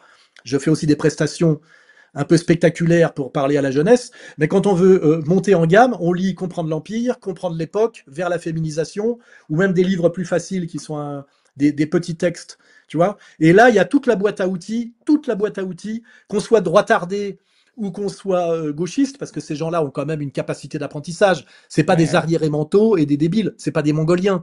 Simplement, soit ils n'ont pas assez réfléchi pour comprendre, on les a manipulés, ou ils se sont vendus, parce que je pense qu'à la tête de ces petits groupes de droitardés, il y a quelques vendus, et puis derrière, il y a des... Tu sais, le mec de 20 ans, c'est celui qu'on envoie toujours en première ligne. Tu sais, le mec qui meurt en première ligne à la guerre, l'âge moyen, c'est 19 ans. Parce que quand tu as commencé à avoir 30 ans, tu as compris que t'étais le cocu de l'histoire, tu sais, que les mecs c'est les mecs de derrière qui t'envoyaient crever devant. Et si tu veux que des mecs aillent crever en première ligne, il faut manipuler les jeunes, parce que le jeune est plein d'énergie, plein d'arrogance, mais il est con. Parce que c'est normal, il n'a pas eu le temps de devenir intelligent. Moi, j'étais précoce et supérieurement intelligent, donc j'ai cessé d'être un jeune con très tôt. Mais le mec moyen, il faut qu'il attende. En général, c'est à 35 ans qu'il commence à comprendre. Mais toi, le droit tardé qu'on envoie en première ligne ou le gauchiste qu'on envoie en première ligne, même s'il a compris à 35 ans, il a foutu de sa vie à moitié à l'envers, en l'air, je veux dire, tu sais, parce qu'il est passé par la prison, la délinquance, etc., etc., tu vois, parce que sa gonzesse l'a quitté, sa famille lui a tourné le dos, tu vois, il a sombré dans la marginalité. C'est pour ça que je dis que ceux qui manipulent aujourd'hui les jeunes, que ce soit les droitardés ou les gauchistes, pour les envoyer au casse-pipe dans une guerre civile larvée dont ils sont les seuls bénéficiaires, et qui eux ne sont pas des jeunes, hein, c'est des comme Bernard-Henri Lévy, je peux te donner la liste intégrale. Hein, tu vois, je ne comprends pas comment Bernard-Henri Lévy peut encore se plastronner alors qu'il a les mains pleines de sang et qu'il ne fait que déclencher des guerres, et c'est un fauteur de guerre depuis la fin des années 70. C'est quand même... Et d'ailleurs, écoute ce qu'il dit aujourd'hui, qu'il faut absolument soutenir Israël, qui est la seule démocratie, que les Palestiniens n'ont rien à faire ici, que leur Nakba est une mythologie. Je sais pas si tu vois, on est à la limite de la psychiatrie. Ces gens-là sont des psychopathes, tu vois. Et c'est eux qui ont le pouvoir. Et le pouvoir de m'insulter en permanence, de me menacer en permanence, parce que je me fais insulter et menacer en permanence, et surtout de m'envoyer au tribunal et de me faire condamner, soi-disant, par la justice de la République, qui par ailleurs est censée être laïque, égalitaire, antiraciste, etc. Et je dis à un moment donné, il va falloir que ça change, il va falloir que ça cesse, parce que c'est devenu d'une obscénité totale, tellement c'est contraire à la, je dirais, à la logique et à la morale. Mais pour ça, il faut cesser d'avoir peur, c'est ce que je dis. On nous terrorise depuis des décennies. Il faut simplement cesser d'avoir peur. J'ai l'impression qu'il y a quand même un espèce de sursaut souverainiste, mais que l'État profond essaye de tout faire en sorte pour que ça ne se passe pas. Je préfère c'est ce que je t'explique, c'est ce que je te dis. L'inéligibilité de Marine. C'est ce que je te dis. L'État profond n'est pas finalement sur le point de mourir. Mais surtout, le sursaut souverainiste est dévié. C'est-à-dire qu'aujourd'hui, on te dit le souverainisme passe par la guerre contre les musulmans. Or, je te rappelle qu'il n'y avait pas tellement de problèmes avec les musulmans avant que Israël ait absolument besoin de cette guerre de civilisation, tu sais, contre l'islam. Je rappelle que à la fois ces gens, les sionistes, dire que le gros problème c'est les islamistes, mais ça fait des décennies qu'ils mettent les islamistes partout au pouvoir, dans notamment les pays qui étaient des pays nationalistes arabes multiconfessionnels. Tu vois, si je prends l'Irak, si je prends la Syrie récemment où ça crève les yeux, tu vois. Ces barbus qui sont au pouvoir et qui ont viré un régime qui était laïque et multiconfessionnel, qui était le régime d'Assad, qui était un régime bassiste, que je connais bien pour y être allé, ceux qui ont aidé ces barbus de A à Z, c'est les Américains et les Israéliens. On le sait très bien. Hein. Alors quand je dis ça, les gens disent ah Soral, il dit n'importe quoi et m'insultent. Mais en fait, tout est démontré que en fait c'est Israël qui a eu, c'est même Israël qui a fait monter le Hamas en Israël contre l'OLP, qui étaient des régimes de gauche socialiste laïque. Hein. Il faut rappeler, ils ont eu besoin que ce soit des musulmans radicaux en face d'eux pour pouvoir rallier l'Occident. Tu sais, dans cette idée de guerre de civilisation, qui est la stratégie des néoconservateurs américains et qui a donné la destruction de tous les pays arabes depuis. Ça a commencé même avant la guerre du Golfe, parce que déjà la question de la destruction de la Yougoslavie, c'était déjà ça, c'était de favoriser l'islam radical, notamment au Kosovo, en Bosnie. Et moi, j'étais sur le terrain, j'ai vu comment les services anglais, israéliens, un peu allemands et américains favorisaient un islam radical dans des régions qui étaient des régions d'islam culturel, tu sais, très modérées, avec l'argent à l'époque des Saoudiens et des Qataris, tu vois. Et ils ont fait, et je rappelle qu'en France, quand la question d'islam s'est posée, moi j'étais déjà sur le terrain à l'époque, il y avait le moyen d'aider, on va dire, un islam apaisé, on va dire, qui correspondait un peu à la pratique des musulmans du Maghreb des années 50-60. Or, le pouvoir français a favorisé systématiquement l'islam rigoriste financé par les Saoudiens et les Qataris contre un islam, je dirais, autochtone, c'est-à-dire réellement issu de ces populations. L'islam radical a été voulu entièrement par le pouvoir qui le combat aujourd'hui, je le rappelle. Hein. Il y avait le choix entre aider plusieurs formes d'islam à s'implanter en France de façon fatale à travers nos Français d'origine immigrée.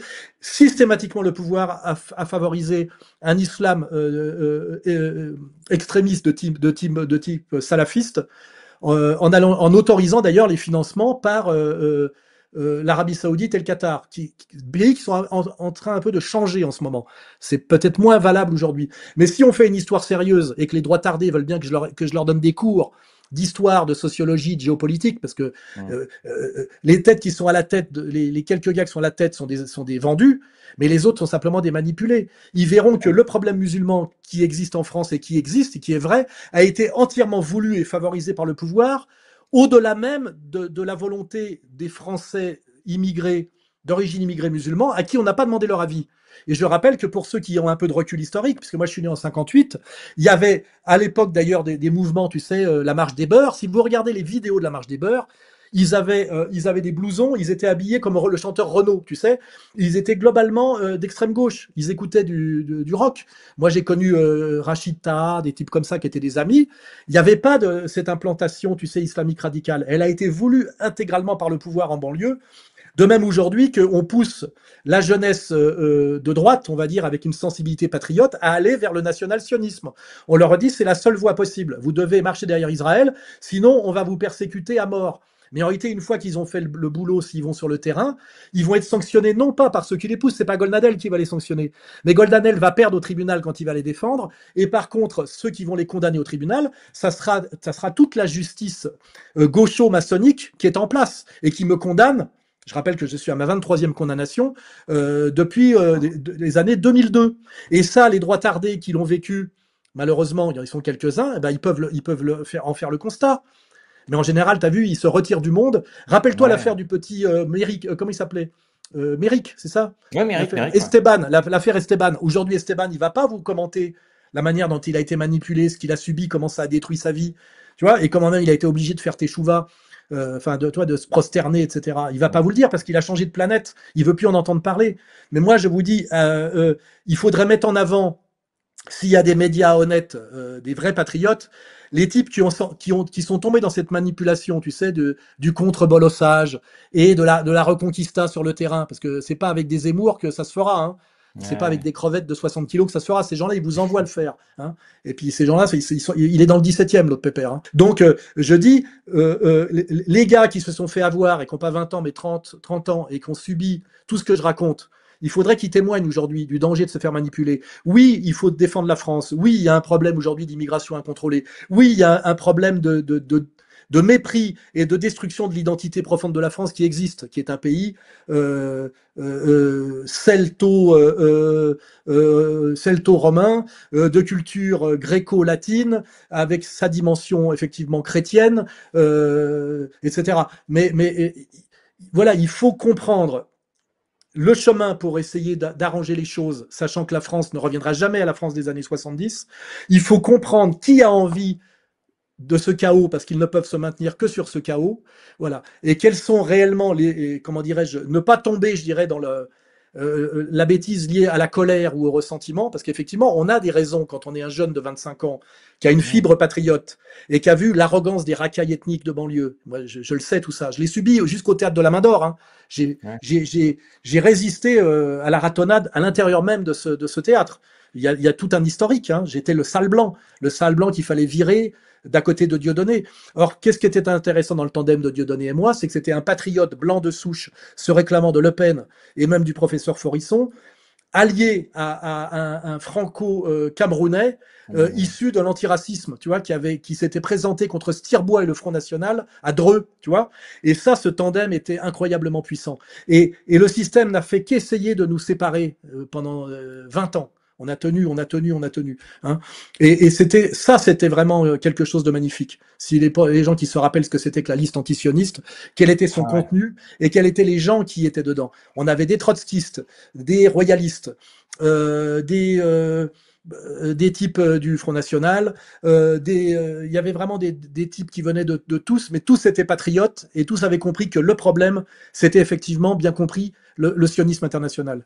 Est-ce qu'aujourd'hui, Trump, finalement, est-il le nouvel antisioniste? Non, on peut pas dire ça aussi naïvement. Bon, je confonds que tu es un peu. Je pense que Trump, lui, il gère une société américaine en crise qui a beaucoup à voir avec cette question-là, puisque en fait, c'est à la fois la question de Wall Street, de la destruction de l'économie réelle de l'Amérique par la finance, et aussi la question que l'Amérique est entraînée dans une fuite en avant qui s'appelle la stratégie de la guerre néoconservatrice, par des gens effectivement qui n'ont en tête que la domination par Israël, tu sais, cette fameuse Jérusalem, capitale du monde. Il y a la voie, tu sais, soi-disant douce par la mondialisation capitaliste, dont d'ailleurs Attali parle plus tellement. Tu sais, à l'époque, il nous parlait d'hyperclasse, tu sais, ces gens qui sont au-dessus d'eux, tu sais, c'est toujours des gens qui sont au-dessus de tout. Tu sais, dont les pays doivent être des hôtels. Rappelons-nous tout ce que ces gens-là nous ont dit. Oui, oui, voilà. Hein, c'est globalistes ou c'est mondialistes ou c'est nationaux sionistes qui en réalité ne sont nationaux que si c'est dans l'intérêt du sionisme. Je rappelle que le nationalisme israélien est un nationalisme qui est nationaliste pour Israël et antinationaliste pour tous les autres. Hein, non seulement les pays qui sont autour, va parler à un Libanais, il va t'expliquer ce que ça veut dire aujourd'hui, et puis même quand tu comprends bien le fait qu'un Golnadel est président d'une association qui s'appelle Avocats sans frontières. Hein, je veux dire, voilà, et que il biberonne des gars qui ont un espèce de site et une puissance d'argent, je sais pas, il faudrait savoir d'où elle vient, qui s'appelle Frontières. Hein, je veux dire, je pense que ces gens-là sont sur une voie de garage. Alors je le dis, il y a des manipulés et puis des vendus. Hein, voilà. Mais aujourd'hui, je te dis, le vrai problème que j'ai moi, parce que la critique des gauchistes, des antifascistes et des antiracistes de pacotille, je l'ai fait depuis 30 ans. Je l'ai fait depuis les années 2000. Donc le travail est fait. Mais aujourd'hui, le problème, c'est les droits tardés, cette montée des droits tardés, qui sont un vrai problème, tu vois, parce que eux sont pas dans le sens de l'histoire, mais ils sont dans le sens de la volonté sioniste. Et malheureusement, les sionistes ont le pouvoir en France, c'est une évidence. Et quand ils décident d'un changement de politique, je sais pas si tu vois qu'ils ont décidé que LFI, qui était le parti issu du Parti socialiste du Grand Orient, et donc qui était le parti piloté par ce qu'on appelle les Juifs de gauche, aujourd'hui est devenu le parti antisémite, alors que le parti qui était désigné comme antisémite, qui s'appelait le Front National, qui est devenu RN, qui était le parti antisémite, aujourd'hui est le parti sioniste. C'est-à-dire que et ça, le virage s'est fait à partir du 7 octobre. C'est-à-dire que ces gens-là ont les moyens, en un an, d'inverser de gauche à droite et de droite à gauche une politique française quand tu connais la lourdeur de ce que c'est et la pesanteur des partis politiques. Ce qui veut dire que ces gens-là ont les pleins pouvoirs au niveau, je dirais, de la corruption et de la communication. Mais il reste quand même quelque chose qui est autre chose, qui est le peuple de France, le peuple de France réel. Et moi, c'est à eux que je m'adresse. Il y a un peuple de France réel, tu vois, qui est effectivement pas très raciste. Hein, je pense que les Français sont peut-être les moins racistes du monde. Hein, qui font la différence entre le racial et le social. Tu vois, c'est qu'effectivement l'identité c'est bien, mais il y a la réalité du monde du travail, la réalité de la mondialisation, la réalité de la circulation des individus, la réalité de l'épopée coloniale française et de sa décolonisation et de ce qu'il y a eu derrière. Il faut pas oublier que c'est le patronat français et la bourgeoisie au pouvoir française qui a programmé tout cet afflux de franco-algériens notamment et de franco-maghrébins pour venir travailler dans les usines. Souvent, ces mecs-là étaient raptés dans des villages, ils n'ont pas demandé à venir, tu vois. Et de même qu'aujourd'hui, les migrants africains qui déferlent sur l'Europe par le sud, par l'Espagne, par l'Italie, sont la conséquence de la politique voulue par Bernard-Henri Lévy, appliquée par Sarkozy, qui est aujourd'hui sous bracelet, qui mérite la prison à vie, qui s'est appelée la mise à mort de Kadhafi et la destruction de la Libye. La Libye était la barrière qui empêchait la déferlante des Africains subsahariens sur l'Europe. Donc il faut bien... Quand ces gens se plaignent de la déferlante de migrants sur la France, il faudrait qu'ils s'en prennent à Bernard-Henri Lévy. Alors malheureusement, c'est un pote à eux, tu vois. Et ce qu'il faut simplement, c'est faire de l'histoire, de la politique, et mettre en avant la réalité des faits. Et quand tu mets en avant la réalité des faits, c'est assez clair d'en déduire une politique patriote, tu vois. C'est mettre hors d'état de nuire les gens qui ne vivent que par le chaos, faire taire les menteurs et en appeler au peuple de France. Et le peuple de France qui est majoritairement à la fois patriote, mais en même temps qui n'est ni raciste, ni hystériquement ceci ou hystériquement cela. Tu vois, moi je dis, faites une sortie d'usine, allez vous balader dans les endroits populaires, quoi, je veux dire de base, hein, et puis voyez ce que c'est que la France contemporaine. Je dis, le vrai problème des Français, c'est qu'ils sont trop gentils d'une certaine manière. Ils se font facilement enfumer, tu vois. Oui, voilà. Et la France, c'est pas dommage, c'est que tu vois le discours que tu as actuellement. Moi, je pense que aucun politique en France, de manière démocratique, ne porte ce discours-là, et c'est ça le problème. Parce que même un mec comme Asselineau, qui est intéressant, hein, mais le problème, c'est qu'il n'est pas assez médiatisé. Et puis, comme tu as dit, bon, voilà, effectivement, mais Asselineau, excuse-moi, tu le traites déjà une fois dans ce dernier colloque où il y avait des vieillards, je rappelle, Asselineau a 1 an de plus que moi. Il en fait 20 de plus. Mec, quand tu passes trop de temps à table, tu vois, il faut à un moment donné avoir le physique de son engagement, tu vois. Oui, il doit être de 57. Moi, je suis de 58. Tu vois. Eh oui, c'est des mecs qui passent trop de temps à table pour avoir, et puis qui, à la limite, ne souffrent pas. Et ce mec-là, en quoi il est impacté dans sa vie quotidienne? Son analyse politique et son commentaire, c'est de la discussion de salon. En quoi il est impacté dans sa vie quotidienne par la merde qui est en train d'exister en France? Il n'est pas dans une banlieue difficile. Il n'est pas dans un boulot avec du chômage. Tu vois ce que je veux dire? En fait, à un moment, il n'est pas impacté. Donc, à un moment donné, si on lui dit attention, tu pourrais devenir... ton discours frise l'antisémitisme, je te garantis qu'il passe sous la table en 2 secondes. Dans sa dernière réunion, vous pouvez regarder les vidéos de Vieillard, il y a un type qui lui a posé une question sur le pouvoir maçonnique en France. Il n'a même pas daigné lui répondre. Il a dit on passe à table. Il l'a méprisé, tu vois. C'est-à-dire que le type, il croit qu'il veut lutter contre le pouvoir de l'Union européenne, le pouvoir de la France, et il élude simplement la question maçonnique, tu vois. Alors que moi, je te cite Payon, tu vois, je peux te citer tout ce que dit Payon, et c'est écrit Payon depuis des années, sur ce que c'est que la laïcité en France, tu vois. Et en parlant de la loge, tu as vu, Macron, il a donné un discours à la Grande Loge récemment. Oui, mais tout est sur Quand tu as la boîte à outils pour comprendre, tout est explicite, c'est pas absurde, c'est cohérent. Ouais. Le problème, c'est que moi, on m'invite pas à donner des cours à Sciences Po, t'imagines? Moi, à Sciences Po, Descoings, qui par ailleurs est le parrain du petit Branquignol, m'a fait expulser de Sciences Po, alors que j'étais invité au salon du livre, invité par les élèves. Et qui c'est qui m'avait fait chasser sous la menace? J'y étais allé quand même malgré la menace, et ils ont appelé la police pour m'expulser. Tout ça, c'est des vidéos qui circulent encore. C'est les étudiants juifs de France qui ont demandé mon expulsion de Sciences Po, à Richard Descoings. Tu vois? Non, en fait, moi j'ai le recul historique pour savoir que j'ai construit, si tu veux, ma vision de la réalité sur une conception, je dirais, profondément historique et morale de la France, mais j'ai surtout toute la culture sociologique, historique, pour produire, si tu veux, une analyse fondée sur les faits. Alors le problème, c'est qu'on a des gens qui n'ont pas cette culture, des gens qui n'ont pas l'âge pour avoir cette culture, et des gens dont le boulot est de mentir pour que tu ne puisses pas accéder à cette culture. C'est ça le problème, tu vois. Et aujourd'hui, on a des gens qui ne font que mentir. Toi, quand je dis, par exemple, sur X, parce que je me fais plaisir en ce moment sur X, j'en profite, c'est les Israéliens qui ont mis des barbus partout, dans les pays autour.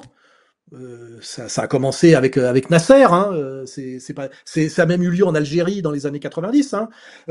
Quand je dis c'est vous qui avez mis des barbus partout, ils m'insultent pauvre con, tu racontes n'importe quoi, et ta sœur, tu vois, je veux dire, non, bien sûr, un sioniste les yeux dans les yeux ne peut pas nier que c'est le pouvoir sioniste qui a mis des barbus partout, y compris le Hamas. C'est Israël, c'est démontré, c'est sourcé, c'est Israël qui a voulu que son interlocuteur on va dire palestinien en Palestine occupée, soit le Hamas, c'est pas l'OLP, tu vois, et à marginaliser l'OLP qui était laïque et d'ascendance, on va dire socialiste, tu vois, de gauche laïque, pour effectivement avoir face à eux des barbus. Pour pouvoir dire après, regarde, en Occident, regardez, nous sommes l'avant-garde de la résistance dans le conflit de civilisation, les barbus nous menacent, et nous faisons le boulot pour vous, et faites comme nous, tu vois. C'est une volonté israélienne.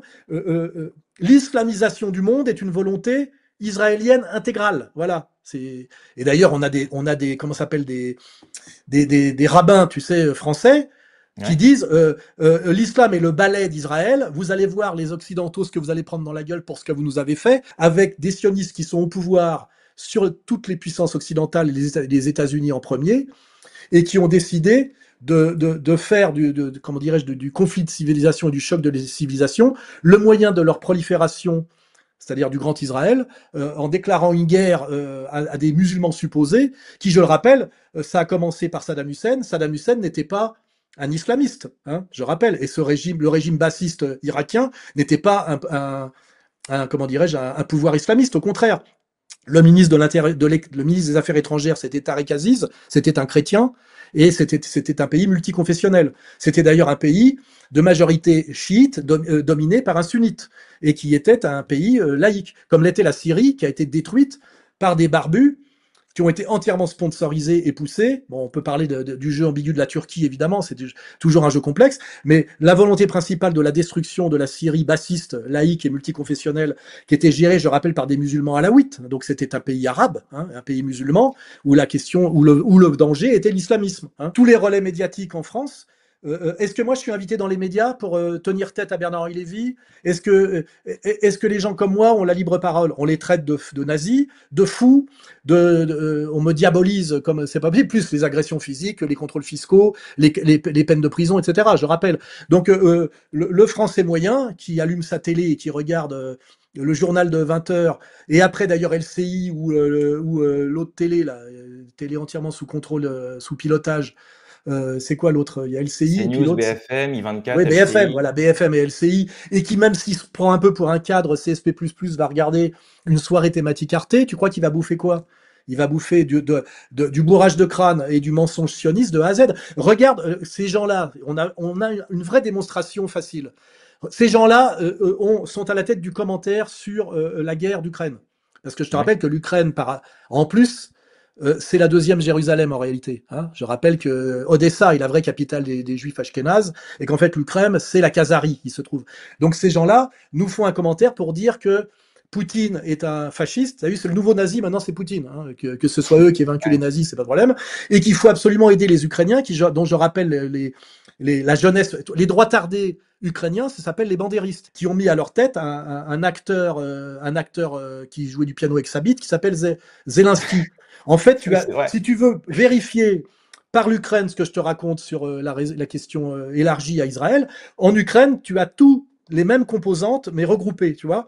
Des oligarques juifs alliés au pire dégénérés américains, c'est-à-dire le pouvoir Biden, avec le fils Biden, tu vois, qui se servent comme bras armés de bandéristes, c'est-à-dire des pro-nazis issus de l'hooliganisme footballistique. Je ne sais pas si tu vois. Donc on est dans un pays qui déclare qu'il faut faire la guerre à la Russie, qui par ailleurs est la première puissance militaire du continent européen, qui en fait n'a fait une opération militaire que pour protéger en fait les Russes du Donbass, puisque je rappelle que l'Ukraine est un faux pays qui existe parce qu'il a été donné par les bolcheviks, puis par Khrouchtchev, si tu veux, puis par l'effondrement de l'URSS, à une population qu'on a après gavé d'idéologie pour leur dire que leur destin manifeste, parce qu'en fait c'était des Aryens, c'était de combattre les Slaves qui étaient des sous-hommes. Donc on a vraiment un parallèle total entre la stratégie israélienne et la stratégie ukrainienne, parce que c'est les mêmes. Tu vois bien que Bernard-Henri Lévy est mobilisé à 100% pour l'Ukraine judéo-nazi que pour l'Israël judéo-nazi. Donc on a tous les travaux pratiques. Et quand tu vois la manière dont l'information sur la guerre d'Ukraine est traitée par les médias de masse, depuis le début on nous dit que la Russie va perdre, que la Russie, ils ont des armes faites avec des pièces de machine à laver, alors que quand tu es un analyste sérieux et que tu y es allé comme moi plusieurs fois, tu sais très bien que la Russie va gagner, et que le problème de la Russie, c'est l'encerclement par les armées de l'OTAN. Hein, voilà. Donc aujourd'hui, nous avons des médias menteurs entièrement à la solde de ce pouvoir, que ce soit le pouvoir ukrainien et le pouvoir israélien, qui abrutissent les masses européennes avec une énorme corruption dans les élites de l'Union européenne pour nous pousser à la guerre contre l'Iran, hein, ça c'est la volonté d'Israël absolument, à la guerre contre la Russie avec la question de l'Ukraine, c'est-à-dire à la fois en France à la guerre civile entre droitardés et gauchistes assimilés antiracistes pro-musulmans. Donc on a des gens qui travaillent à la guerre civile en France et à la guerre mondiale à l'extérieur. Hein, et ces gens-là te disent que Soral c'est le problème. Je dis non, Soral c'est la solution. Voilà. Je ne veux ni de guerre civile ni de guerre mondiale et je ne ferai pas la guerre civile et la guerre mondiale pour, comment dirais-je, Bernard-Henri Lévy et ses copains. C'est clair? Alors justement, imaginons si tu avais le pouvoir, qu'est-ce que ce seraient tes premières mesures et de qui tu t'entourerais pour résoudre tous ces problèmes-là? Simplement, l'air de rien, appliquer la loi, vraiment la loi française, mettre à la tête mettre des vrais préfets patriotes, que la police soit une police de proximité patriote, c'est-à-dire mettre un terme à tout ce qui est caïda et indigénat dans les banlieues, tu sais, qu'on a bien organisé comme ça, tu vois, avec l'argent de la drogue, etc. Il y a une politique à faire, je dirais, simplement honnête et sérieuse, et je pense qu'on peut changer fondamentalement, régler fondamentalement ces problèmes en 4-5 ans. En 4-5 ans. Car je rappelle que la délinquance des banlieues, c'est quand même peut-être, on va dire, 2-3% de types qui ont intérêt à vivre du laxisme et de la délinquance, notamment de la drogue, au milieu de 97% de gens qui essayent d'échapper au chômage et qui, quand ils échappent au chômage, ils travaillent. Et ils font des ménages.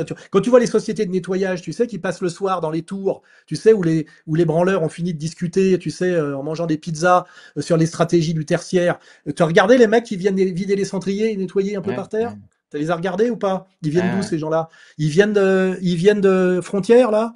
Ils viennent des droitardés anti-musulmans des centres-villes? Non, voilà. Ils viennent souvent des banlieues. Tu vois, je te parle pas des livreurs, des ubérisés et tout ça. Je veux dire, à un moment donné, il faut avoir l'honnêteté de faire une sociologie, tu vois, qui est à la fois pratique et morale, tu vois. Il y a un vrai problème de dégueulasserie morale en ce moment, tu vois, et qui d'ailleurs pousse à une violence qu'il serait incapable d'assumer, tu vois. Il serait incapable de l'assumer, c'est ça qui est tragique, tu vois. C'est ce que ces droitardés qui la ramènent là, ils seraient incapables de faire face sur le terrain à une violence de banlieue, parce qu'en fait, il y a quand même une vraie différence de ce point de vue-là, tu vois. C'est dramatique, parce que ils vont en plus à l'humiliation, tu vois. Ils vont à l'humiliation. Chaque fois qu'ils ont tenté, ils se sont fait humilier. Ils nous font honte, ils nous ridiculisent, tu vois. Moi, je suis un Français, tu vois. Papy Soral, il est respecté, tu vois, parce que il a su faire face souvent, tu vois. Ces gens-là le savent, tu vois. Et moi, j'ai honte aujourd'hui que le patriotisme de la jeunesse française soit assumé par les petits attardés là de frontières, etc. T'as vu leur physique, t'as vu leur nom même déjà, leur nom, tu vois. Déjà, à un moment donné, je cherche à quel point je vais même pas reparler de Conversano parce qu'à la limite, le pauvre, il est même sorti du jeu, tu vois. Il y a des mecs qui t'expliquent qu'il faut sauver la race française. Tu vois, je veux dire, si tu sais pas qu'ils sont français, tu leur dis Allah Akbar quand tu les croises, tu vois. On est presque dans quelque chose de ridicule, tu vois. Ouais, c'est Groland. C'est du Groland, quoi. C'est ça qui est triste, c'est que en fait c'est du Groland, mais du Groland qui nous amène à quelque chose de catastrophique, tu vois. Et c'est qu'à un moment donné, voilà, il faut dire halte là. Pour ça, il faut faire un état des lieux assez objectif de la situation. Et pour ça, il faut avoir du courage. Et le courage, c'est simplement le courage de dire les choses telles qu'elles sont. Ça ne demande pas de démonstration de Krav Maga ou de je sais pas trop quoi, tu vois. Or, je te dis, le problème, c'est qu'on nous terrorise depuis des décennies. Et c'est la carotte et le bâton. On nous terrorise et on nous propose de nous racheter. Moi, on m'a fait les deux. On me fait les deux. On m'a fait les deux. On m'a proposé de me racheter et on m'a terrorisé. Et à un moment donné, j'ai simplement refusé de négocier, c'est tout. C'est-à-dire que je fais mon travail d'analyste sérieusement et j'essaie de jouer la carte de l'exactitude et de la vérité. Et en plus, je pense que le peuple de France est tout à fait prêt à écouter ce discours si à un moment donné, je peux le contacter. Et comment je le vérifie? Quand je fais une émission sur YouTube qui n'est pas censurée, Ouais. eh ben, tu as vu, je monte à 500 000 vues très très vite, tu vois. À Oui, 500 000 vues très très vite. Je fais des vidéos de 5 heures que les gens regardent. Et aujourd'hui, moi, ce que je dis, les gens peuvent penser que je fanfaronne. Mais moi, tu me mets en compétition avec Hanouna, je te le dégage en 15 jours. Hein. C'est rien, Hanouna. On nous l'impose, c'est tout. Tu sais, c'est comme quand on t'explique que Patrick Bruel est l'héritier spirituel de Jacques Brel. Je ne sais pas si tu vois le niveau d'escroquerie.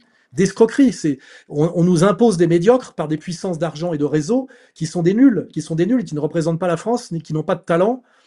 Et le drame, c'est que on nous dit c'est ça ou rien, ou c'est ça où on te fait fermer ta gueule, tu vois. Alors il faut admettre ça. Il y a un vrai peuple de France. Il est composite. Il est plus le même que celui des années 75. Mais c'est celui-là, il n'y en a pas d'autre. La France est un beau pays. C'est un pays riche, c'est un pays de savoir-faire, on sait tout faire en France, on a tous les corps d'ingénieurs, etc. Cette crise nous est imposée, il y a moyen d'en sortir assez facilement et assez vite par simplement une politique rigoureuse, honnête, qui prend les problèmes à bras-le-corps, les problèmes de délinquance, les problèmes de diabolisation, les problèmes de minorités illégitimes et parasites qui imposent leurs lois en trahissant et en contrevenant à tous les principes de la République, qui, je le rappelle, est laïque et égalitaire. Hein. Voilà. Et simplement, ça demande à un moment donné je dirais, comme on dit chez Carl Schmitt, de nommer le problème. Tu vois, de nommer le problème et l'ennemi. Voilà. Et aujourd'hui, je veux dire, il crève les yeux comme l'éléphant au milieu du salon. On voit très bien. On le voit très bien. Voilà. Et quand je dis, moi, que je suis pro-palestinien, je dis oui, mais quand je dis je suis pro-palestinien, je dis que le Palestinien, c'est moi en France. C'est-à-dire que nous sommes, tu sais, c'est pas le slogan de mai 68, nous sommes tous des juifs allemands. En réalité, nous sommes tous des Palestiniens. Nous sommes tous traités comme des Palestiniens et on va être de plus en plus traités comme des Palestiniens en France si on ne se révolte pas. Et nous sommes les plus nombreux. Et en réalité, nous sommes à la fois de gauche et de droite, tu vois. Nous sommes de la gauche du travail et de la droite des valeurs. En réalité, on nous empêche de fraterniser. En réalité, il n'y a pas vraiment de problème, tu vois. Il n'y a pas vraiment de problème. Parce que quand tu prends un droitardé à qui tu fais comprendre que sa colère d'identitaire est légitime, mais qu'on le manipule, et que tu prends un mec de banlieue ou un gauchiste, et quand tu lui dis on t'a beaucoup lavé le cerveau, manipulé, toi aussi, en réalité, que tu mets ces deux jeunes en présence, voilà, vous êtes tous les deux français, en réalité, vous êtes dans le même pays. Quelque part, si vous discutez une demi-heure, vous avez peut-être les mêmes goûts en musique, les mêmes goûts en football, vous mangez la même chose, vous êtes très proches. Il y a des gens qui vous poussent à vous faire la guerre, voilà. Alors que finalement, cette guerre va rendre votre vie très très pénible et dangereuse, alors que nous sommes dans un beau pays riche qui n'a pas de problèmes fondamentaux. Nous ne sommes pas menacés à nos frontières. Les Russes ne veulent absolument pas nous envahir, tu vois. L'islam est une question qui se gère politiquement de façon, je dirais, stricte et généreuse, et en respectant simplement les principes de la République, qui ne sont pas du tout respectés aujourd'hui, tu vois. Et puis les emmerdeurs et ceux qui foutent la merde, il y a les prisons pour ça, et il y a aussi comment dirais-je, effectivement, la remigration. Avant, il y avait ce qu'on appelait la double peine. Qui a aboli la double peine en France, hein? Et puis après, si on discute avec les pays du Maghreb, si moi je me mets discuter avec le gouvernement algérien, marocain et tunisien, en une demi-heure, on trouve des accords, tu vois. Ah ben oui, parce qu'il y a des pays qui ont besoin de leur jeunesse pour se développer.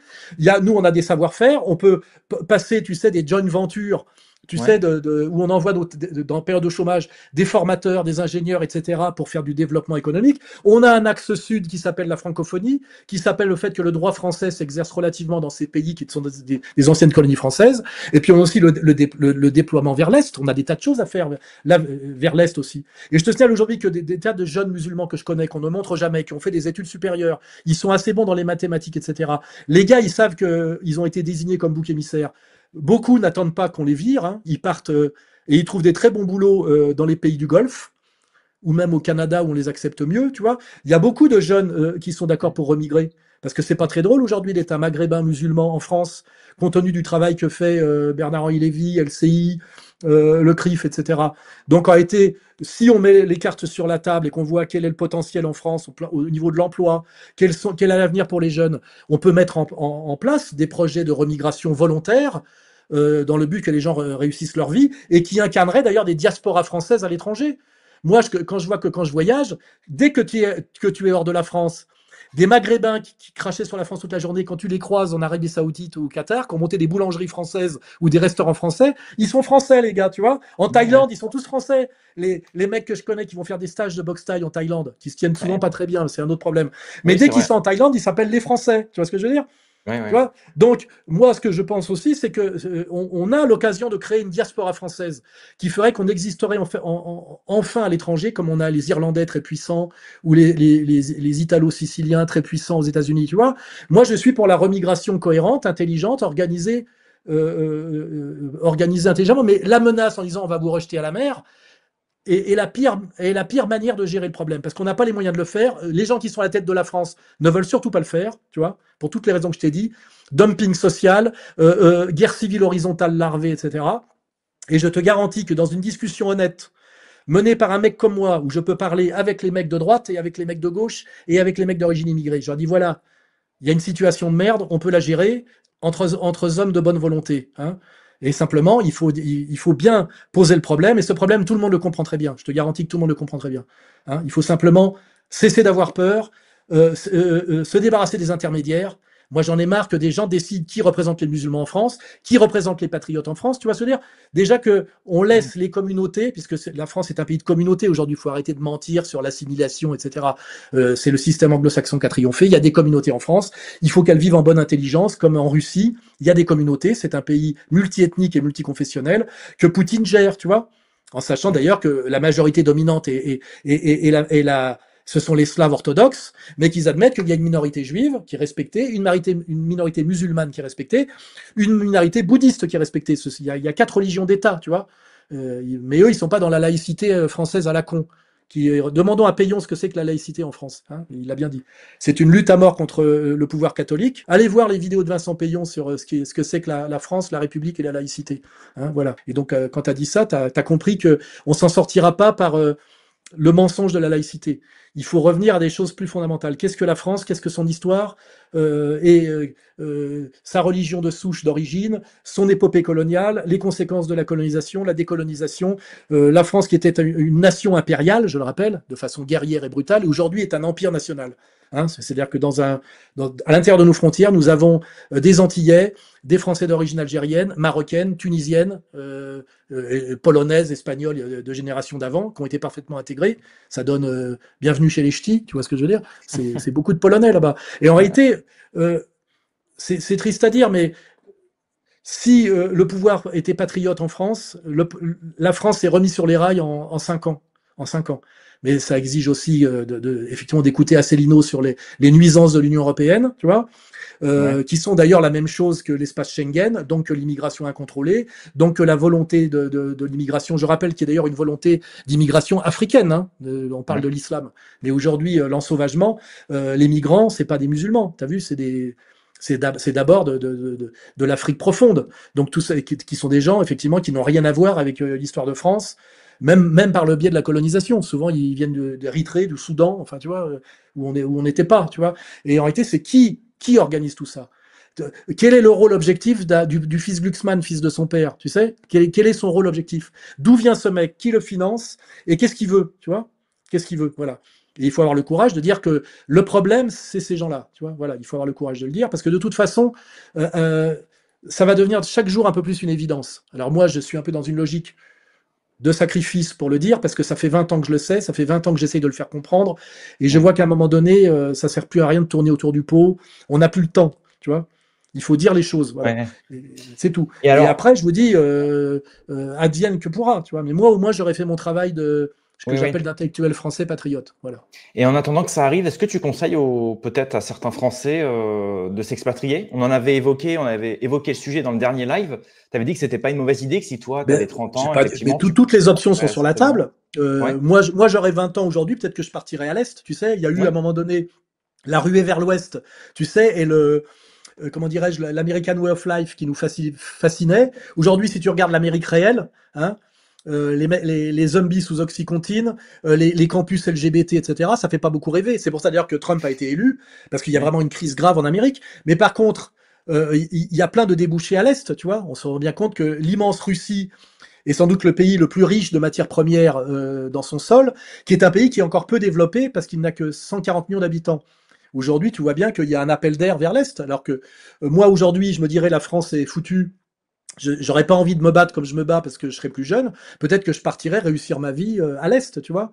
C'est possible. Donc, toutes les options sont sur la table. Un franco-musulman qui se sent mal parce qu'il sent qu'il y a une diabolisation et une volonté de le désigner du doigt comme bouc émissaire. Hein, bouc émissaire, ça veut dire quelque chose. Aujourd'hui, de lui-même, souvent, il se dit j'ai fait des études, j'ai un potentiel. Eh ben, il retourne monter des business au Maroc, ses pays d'origine, en Tunisie, ou alors il part dans les pays du Golfe, au Qatar et ça. Tout ça existe aujourd'hui. On nous le montre jamais, hein, on nous le montre pas. Les médias nous le montrent pas. On focalise sur les racailles de banlieue. On nous montre comme représentant de l'islam de France Chalgoumi, qui est un fichier S retourné, tu vois. Et après, on te montre comme patriote français du national-sioniste stipendié qui bosse directement pour Israël. Tu vois, on le sait. Je vais même pas dire leur nom parce que tu sais, qui était dans le sillage de Zemmour, tu vois. Ce qui est marrant, c'est que même Zemmour aujourd'hui, t'as vu, il est un peu démonétisé. Oui, maintenant c'est plus le CNAFO qui est en avant, j'ai l'impression. Oui, oui, tu vas voir qu'ils vont la pousser celle-là, oui, bien sûr. Ouais. Oui. Est-ce que le vrai pouvoir, ça serait pas à moyen que nous reprenions le pouvoir? Pourquoi il faudrait toujours que ce soit un petit pourcentage de 1% qui gère le pays et qui nous explique tout de A à Z, son histoire, tu vois, parce que tu vérifies qui est en place en France au niveau de la superstructure. C'est assez facile à démontrer. Hein. Bon, j'ai un procès là parce que j'ai fait une plaisanterie sur la liste de Schindler, ça me vaut un procès. J'ai fait la liste des gens qui sont en place et qui s'appelle la superstructure de la France, quoi. Hein, qui maîtrise son économie, son idéologie, sa police, sa justice, etc. Bah voilà, tu as vu que tu fais le constat, c'est un constat sociologique. Alors je sais pas, Todd ne le fait pas, mais moi je peux le faire. Ouais. Est-ce que tu penses c'est naïf, hein, mais Bardella ou Knafo peuvent, une fois arrivés au pouvoir, peut-être se retourner et finalement être du côté du peuple ou continuer de se soumettre, comme tu l'as dit, aux réseaux sionistes? T'as la réponse, t'as toi-même la réponse, fais pas semblant d'avoir la réponse, tu vois. Le Stewart, quand en pleine guerre en plein massacre de Gaza, tu vas soutenir la purification israélienne et tu te fais claquer la bise par Meir Habib, est-ce que tu es un patriote français qui veut sortir la France de la merde? Évidemment non, tu vois. Quand tu vois Sarah Knafo bras dessous avec Enrico Macias, Zemmour et je sais pas trop qui à la sortie du concert d'Enrico Macias, et que tu écoutes ce que Enrico Macias raconte, tu vois, quand il a des interviews, parce qu'ils se lâchent, hein, les types maintenant, ils savent tellement qu'ils ont les pleins pouvoirs qu'ils font même plus, tu sais, l'effort qu'il y avait il y a quelques temps de garder le masque, tu sais, des droits de l'homme, de la gauche, tu sais, de l'antiracisme. Ils y vont plein pot, butons-les tous, c'est des animaux, tu vois, ils se lâchent, tu vois. Et en cela, je te dis, ils appliquent le programme. Hein. On parle toujours de qu'est-ce qu'il y a dans le Talmud, non, le Coran. Je veux bien qu'on regarde ce qu'il y a dans le Coran. Et je veux bien qu'on soit un peu islamophobe. On peut être islamophobe, c'est une religion. Mais pourquoi mais il suffit de regarder aussi ce qu'il y a dans la Torah Talmud. Et puis on a le droit aussi d'être judéo-critique. Tu vois, mais tu remarqueras que là, tu es immédiatement traité d'antisémite. Ah bah là, alors qu'aujourd'hui, tu as le droit d'être islamophobe sans être traité de raciste. Tu vois. Alors moi, je suis pour la libéralisation de tout, le droit à la parole pour tout le monde, et on juge sur l'argumentaire, sur la rigueur de l'argumentation, tu vois, pas sur la diabolisation, et pas, tu sais, sur les sous-entendus, et tu sais, et les crimes d'arrière-pensée. Tu sais, genre, on sait où vous voulez en venir. Non, vous savez pas où je veux en venir. Par contre, vous savez exactement le constat que je fais. Et mon constat, il est objectif. Voilà. C'est tout. Et si vous voulez me démontrer que j'ai tort, eh ben, effectivement, vous me proposez un débat. D'ailleurs, on peut prendre chacun 2-3 assistants, parce que c'est difficile, tu sais, au tac au tac. Tu vois, mais de dire, voilà, telle date, tel événement historique, telle résolution de l'ONU, telle réalité statistique, tu vois, parce que c'est tout ça qu'il faut faire, tu vois. Sociologie, histoire, démographie, tu vois, statistiques, etc. Et là, d'un seul coup, tu peux avoir une vision claire, tu vois. Et aujourd'hui, on nous empêche de faire ce travail, tu vois. Alors si, tu as des mecs comme Guénolé qui ont le droit un peu de le faire pour te dire l'idée du grand remplacement est un fantasme. Ce qui était gentil, Guénolé, mais tu vas te balader comme moi à Bagnolet ou à Saint-Denis, puis tu vas voir que c'est pas un fantasme. Tu regardes des vidéos de ce qu'était la France dans les années 75, tu sais, au niveau des banlieues, du périurbain des grandes villes de France, puis tu fais la même chose aujourd'hui, et puis tu vois qu'il s'est passé quelque chose. Hein, c'est pas, tu vois, les mecs aujourd'hui essayent de s'appuyer sur des chiffres pour nier une réalité qui te crève les yeux. Je veux dire, il n'est pas question de nier qu'il y a du remplacisme en France et qu'il y a un ensauvagement et qu'il y a une délinquance ethnique, etc. Il n'est absolument pas question de le nier. Mais je dis que ceux qui le montrent du doigt et qui poussent à ce qu'on se fâche là-dessus aujourd'hui sont les mêmes qui l'ont organisé et qui en plus continuent à le faire. Continuent à le faire tu sais, par l'espace Schengen, l'Union européenne, etc., etc. Par les gens qui mettent au pouvoir. Et puis je te garantis que quand tu essayes de critiquer ça, j'expliquais ça déjà pas à Golnadel, à Golnisch, il y a des années. Je dis, tu critiques dans la région de Lyon, tu sais, la banlieue lyonnaise, où j'avais inauguré le bureau du Front National à l'époque, à Vénissieux. J'ai fait l'inauguration du bureau du Front National à Vénissieux à l'époque. Et Golnisch avait fait un tract contre l'islamisation de la région. Et tu sais par qui il a été condamné? Non. Par les institutions antiracistes juives, tu vois. C'est eux qui l'ont fait condamner. Tu peux vérifier, c'est historique. Hein. Et j'ai dit à Golnisch, tu vois, tu luttes contre l'islamisation et les gens qui la dénoncent par ailleurs t'envoient au tribunal et te font condamner pour raciste d'extrême droite, tu vois. C'est même pas les musulmans qui t'envoient au tribunal quand tu dis qu'il y a un problème d'islam. Ils en ont pas les moyens. Ils n'ont pas le pouvoir. Qui est-ce qui t'envoie au tribunal? Les associations antiracistes, les droits de l'homme, les machins, les trucs, étaient jugés par le syndicat de la magistrature, tu vois. Bah même finalement, Marine Le Pen, Marine Le Pen qui a été inéligible, elle l'a pas été par les musulmans. Hein. Elle fait entièrement le boulot, et comme remerciement, que la rend inéligible, parce que comme c'est quand même la fille de son père, qu'elle est blonde et qu'elle s'appelle Le Pen et qu'elle est bretonne, c'est pas assez, tu vois. Il faut prendre le Stewart, tu vois, à la place. Ou la nièce, parce que la nièce, son père était un agent du Mossad, tu sais, son vrai père. Roger Hawk, ouais. Roger Hawk. Voilà, tu vois. C'est-à-dire que c'est ce que je leur dis. Vous êtes des Munichois, tu sais. Vous soumettez et en plus derrière vous vous faites trahir et humilier, quoi. Bien qu'à Munich c'est pas du tout ça. En fait, le brave mec c'était Chamberlain. Hein. Il voulait éviter la Deuxième Guerre mondiale, mais c'est pareil. Il y en a qui veulent toujours la guerre, tu sais. T'as vu que Bernard Lévy, il veut toujours la guerre. Tu sais, la guerre sans l'aimer. Et moi je l'ai dit, c'est surtout la guerre sans la faire. Il a fait toujours par les autres, tu vois. Et on se demande pourquoi il veut autant la guerre tout le temps partout, tu vois. Il y a des gens qui prolifèrent sur la guerre et une guerre qu'ils font toujours faire par les autres. Hein. Je te dis, les droits tardés face aux gauchistes, tu vois. T'auras les droits tardés face aux gauchistes, hein, tu vois. Et on sait qu'il la perd, cette guerre. Et les droits tardés et les gauchistes, ils la perdent tous les deux, cette guerre. Tous les deux, tu vois. D'ailleurs, les deux, aujourd'hui, sont envoyés au tribunal, si tu vois bien. Hein. On envoie au tribunal pour apologie de terrorisme certains, et les autres pour racisme, tu sais. Ils sont tous les deux envoyés au tribunal, tu vois, par le pouvoir macronien, on va dire, tu sais. Hein, pour ne pas dire autre chose. Hein. Voilà. Donc je te dis, il y a football dans 10 minutes. Je t'ai pas laissé beaucoup la parole parce que les gens qui disent Soral, il laisse pas la parole. Je suis pas là pour laisser la parole. Je suis là pour montrer la boîte à outils sur laquelle je travaille depuis le milieu des années 80, hein, pour vous offrir cette boîte à outils qui vous permet de comprendre la réalité française. Après, faites ce que vous voulez. Vous pouvez très bien aller vous planquer, vous saouler la gueule, quitter le pays. Mais si vous êtes quelqu'un d'honnête et un patriote, vous allez faire autre chose que de la guerre civile. Je vous garantis que c'est pas la solution. Voilà. Et je le dis, je suis pas pote avec le LFI. Tu vois, je viens quand même. C'est moi qui écrivais les discours de Jean-Marie Le Pen, je le rappelle, hein, pendant des années. Donc on me fasse pas le coup. Hein. Je pense qu'il faut se débarrasser et de la clique qui est derrière Marine et de la clique qui est derrière Mélenchon. On a deux problèmes aujourd'hui, le RN et le LFI. Mais ces deux problèmes sont voulus par ceux qui sont très peu nombreux, qui sont au sommet de la pyramide, et que je vais appeler, pour être gentil, le pouvoir macronien. Hein. Voilà. En fait, ceux qui sont derrière Macron. Voilà, on a compris que Macron, c'était un qui avait été mis là parce qu'il fait tout ce qu'on lui dit et qu'il est capable d'aller jusqu'au bout dans le délire, c'est-à-dire de déclarer la guerre à la Russie, qui sera peut-être notre seul. On sait d'où il vient, hein. On sait d'où il vient, Macron. Oui, on sait d'où il vient. Gérant Rothschild. Oui. Et puis d'autres choses sur lesquelles on a pas mal travaillé avec Fait et Documents. Voilà. Non, moi, si j'ai autant d'emmerdes, c'est que je fais le boulot, tu vois. Et ce boulot, c'est vous offrir la capacité de comprendre quelle est la réalité objective, la réalité du terrain. Après, faites ce que vous voulez, à la limite. Mais au moins, faites-le en conscience. Faites-le en conscience. Hein. Moi, j'ai connu des gars qui ont envie de s'engager, tu sais, les extrémistes, qui sont en conscience allés se battre avec les Karen à un moment donné, ou avec le Hezbollah, ou avec de l'autre côté je sais pas quoi, les Kurdes, tu vois, il y a ou en Amérique latine d'un côté ou de l'autre. À la limite, mettez au moins votre peau sur la table, mettez votre peau tu vois, avec vos idées. Allez vous battre. Mais ne faites pas de baratin alors que vous n'avez pas les couilles d'aller faire quoi que ce soit.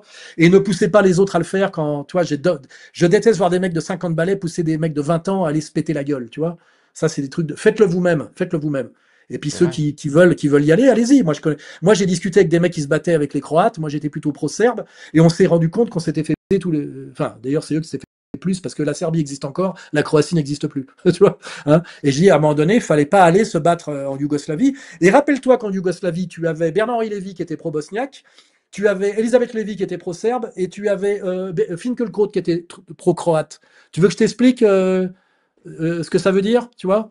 C'était trois issus de la même communauté qui avaient choisi chacun leur camp pour être sûrs de pousser tous à travailler à l'éclatement de la Yougoslavie.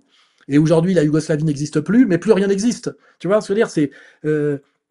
Ces petits, tu vois, ces petits, je sais pas comment on dit, dominos, tu vois, d'un ancien pays qui était un pays qui avait ses défauts, mais qui était quand même une puissance Ouais. sportive, une puissance politique, tu vois, un pays non aligné d'ailleurs, hein, qui n'était pas dans le pacte de Varsovie. Et ben, va parler aujourd'hui notamment à un Croate. Il dit, qu'est-ce que la Croatie aujourd'hui? Une équipe de foot de qualité, je le reconnais, mais je veux dire, ils n'ont plus aucune existence politique, tu vois. Ils ont été Ouais. réduits à néant et on a poussé les deux grands peuples des Balkans. Tu vois, le parallèle est toujours bon. Il y avait deux grands peuples des Balkans qui étaient des catholiques croates et des orthodoxes serbes. C'est des mecs, leur moyenne de taille, c'est pas la France, c'est 1,85 m. T'es déjà allé dans ces pays-là?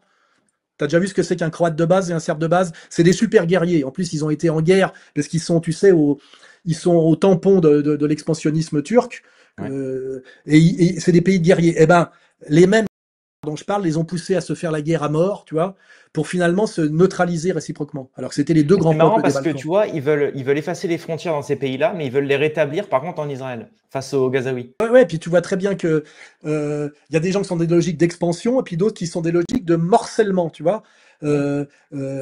Faire en sorte qu'il y ait des entités de plus en... Alors, tu as l'Union européenne, c'est 27 pays qui s'annulent parce qu'il faut qu'il y ait, tu sais, la majorité absolue pour prendre des décisions, ce qui correspond toujours à un morcellement, c'est-à-dire qu'en réalité, chaque nation qui serait censée grandir en termes de pouvoir dans l'Union européenne, qui serait comme des États-Unis d'Amérique, en réalité, sont affaiblis chacun, tu sais, par cet ensemble qui lui-même est piloté par des experts non élus qui s'appellent Van der Leyen, tu sais, et on voit très bien à qui elle fait allégeance, tu vois.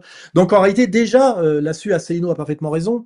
Il faut revenir au pouvoir des nations et aux échanges entre nations au niveau européen. L'Union européenne est quelque chose à détruire, mais on parle toujours de la même chose, hein. Je te garantis que si tu regardes, on Mais parle d'ailleurs, toujours de je la crois même que chose. c'est Van der Leyen qui avait dit que l'Europe, c'était les valeurs du Talmud, si je dis pas de Oui, bêtises. bien sûr, bien sûr. Et puis aujourd'hui, on est persécuté par une nouvelle espèce de nébuleuse qui s'appelle l'Organisation juive européenne, Ouais. qui est l'émanation du Parlement juif européen. Je sais pas si tu vois, il y a un Parlement juif européen.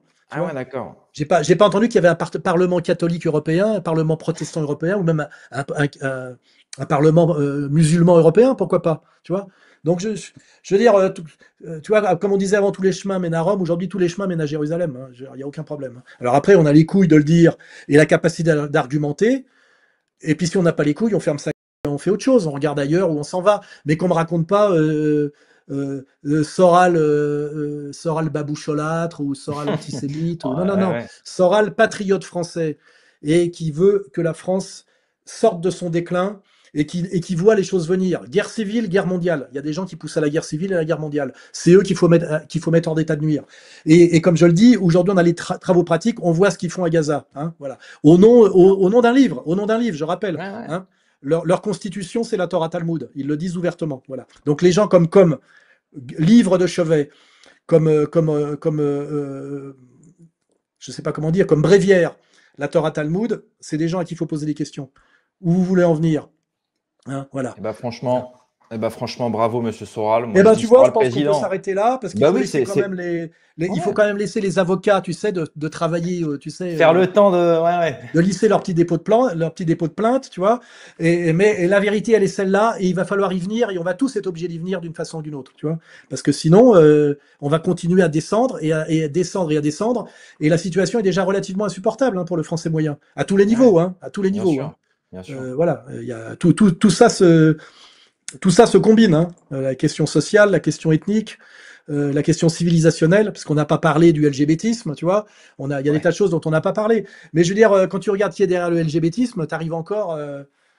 Il y a du cousinage, tu vois ce que je veux dire. Tu regardes qui sont les théoriciens de tout ça, tu vois, et ceux qui financent tout ça. Ça s'appelle Soros, tu vois ce que je veux dire. C'est ça. Tu veux qu'on te sorte le CV de Soros, tu vois. À chaque fois, on retombe sur les mêmes, tu vois. Donc voilà, est-ce que tu as peut-être je sais pas, un mot de soutien peut-être aux Français qui te regardent ce soir, aux jeunes surtout, un petit peu d'espoir, parce que franchement, c'est pas facile. Mais si, il y a de l'espoir, il suffit d'oser, c'est tout. Cessez d'avoir peur, cultivez-vous et ouvrir votre gueule. Le problème pour l'instant, c'est qu'on a toujours été très peu nombreux et on se fait flinguer. Tu sais, on sort un par un de la tranchée. Donc il y en a qui sort, il se fait buter, le deuxième sort. Si on sort tous en même temps, on enfonce la ligne. Tu vois ce que je veux dire? Bien sûr. Il faut cesser d'avoir peur. Cesser d'avoir peur. Je pense que beaucoup ont compris ce que je dis. Ils le savent. Ils le savent. Oui. Mais simplement, ils pensent que tu sais, c'est la mort. D'abord, la mort vaut mieux que le déshonneur, pour ceux qui y croient à l'au-delà, tu vois. Et puis, c'est pas du tout certain. Je veux dire, à un moment donné, quand tu fais comprendre à l'ennemi qu'il est infiniment moins nombreux et qu'il a été démasqué, bon, en général, il se met à négocier, hein. Il se met à négocier. Et puis, on négociera. Il n'y a pas de problème. Moi, je suis pour qu'on négocie. Voilà. Je veux dire, Poutine, il négocie en ce moment avec eux. Oui, c'est ça vrai. Ça s'appelle le dialogue avec les Loubavitch. T'as vu, il a mis les oligarques au pas. Hein, au pas, ouais. Il les a mis au pas, tu vois. Hein, goulag pour les uns, pendaison pour les autres. Et puis après, il a dit, bah maintenant, je veux bien, mes interlocuteurs, c'est les Loubavitch. Et puis il leur a dit, ne faites surtout pas de politique. Vous voyez, vous avez beaucoup foutu la merde quand vous faisiez de la politique. Bah moi, je ferais pareil en France, à la limite. J'irais discuter avec les orthodoxes, tu vois, en disant surtout, restez fidèles, tu vois. Restez fidèles, tu vois. Donc moi, je suis aussi, en tant que Français patriote, mais de tradition humaniste, je suis pour la négociation. Mais la négociation dans l'intérêt supérieur de la France et où les majoritaires sont ceux qui décident, tu vois. Décident, ouais, bien sûr. Ah oui, c'est pas normal que dans un pays, ce sont des ultra-minoritaires qui décident pour les majoritaires, tu vois. Tout à fait. Et puis quand je dis qu'ils sont minoritaires, ils sont ultra-minoritaires, tu vois, insignifiants statistiquement, pratiquement. Ok, bon, je te laisse parce que là, le foot commence. Et il faut s'amuser un peu aussi, voilà. Et le football, ça sert à ça. C'est une manière de pas faire la guerre aussi, tu sais. Tu regardes deux équipes. Bien sûr, le divertissement, ouais. Et comme ça, bah voilà, c'est une manière. Le sport est une manière de pas faire la guerre, tu vois, mais de rester viril quand même, tu vois. Hein, c'est la manière virile de ne pas faire la guerre. Voilà, conclusion positive sur laquelle on va se quitter, camarades. Faites du sport. Merci à toi. Salut Allez, à toi. bonne soirée. Salut à tous.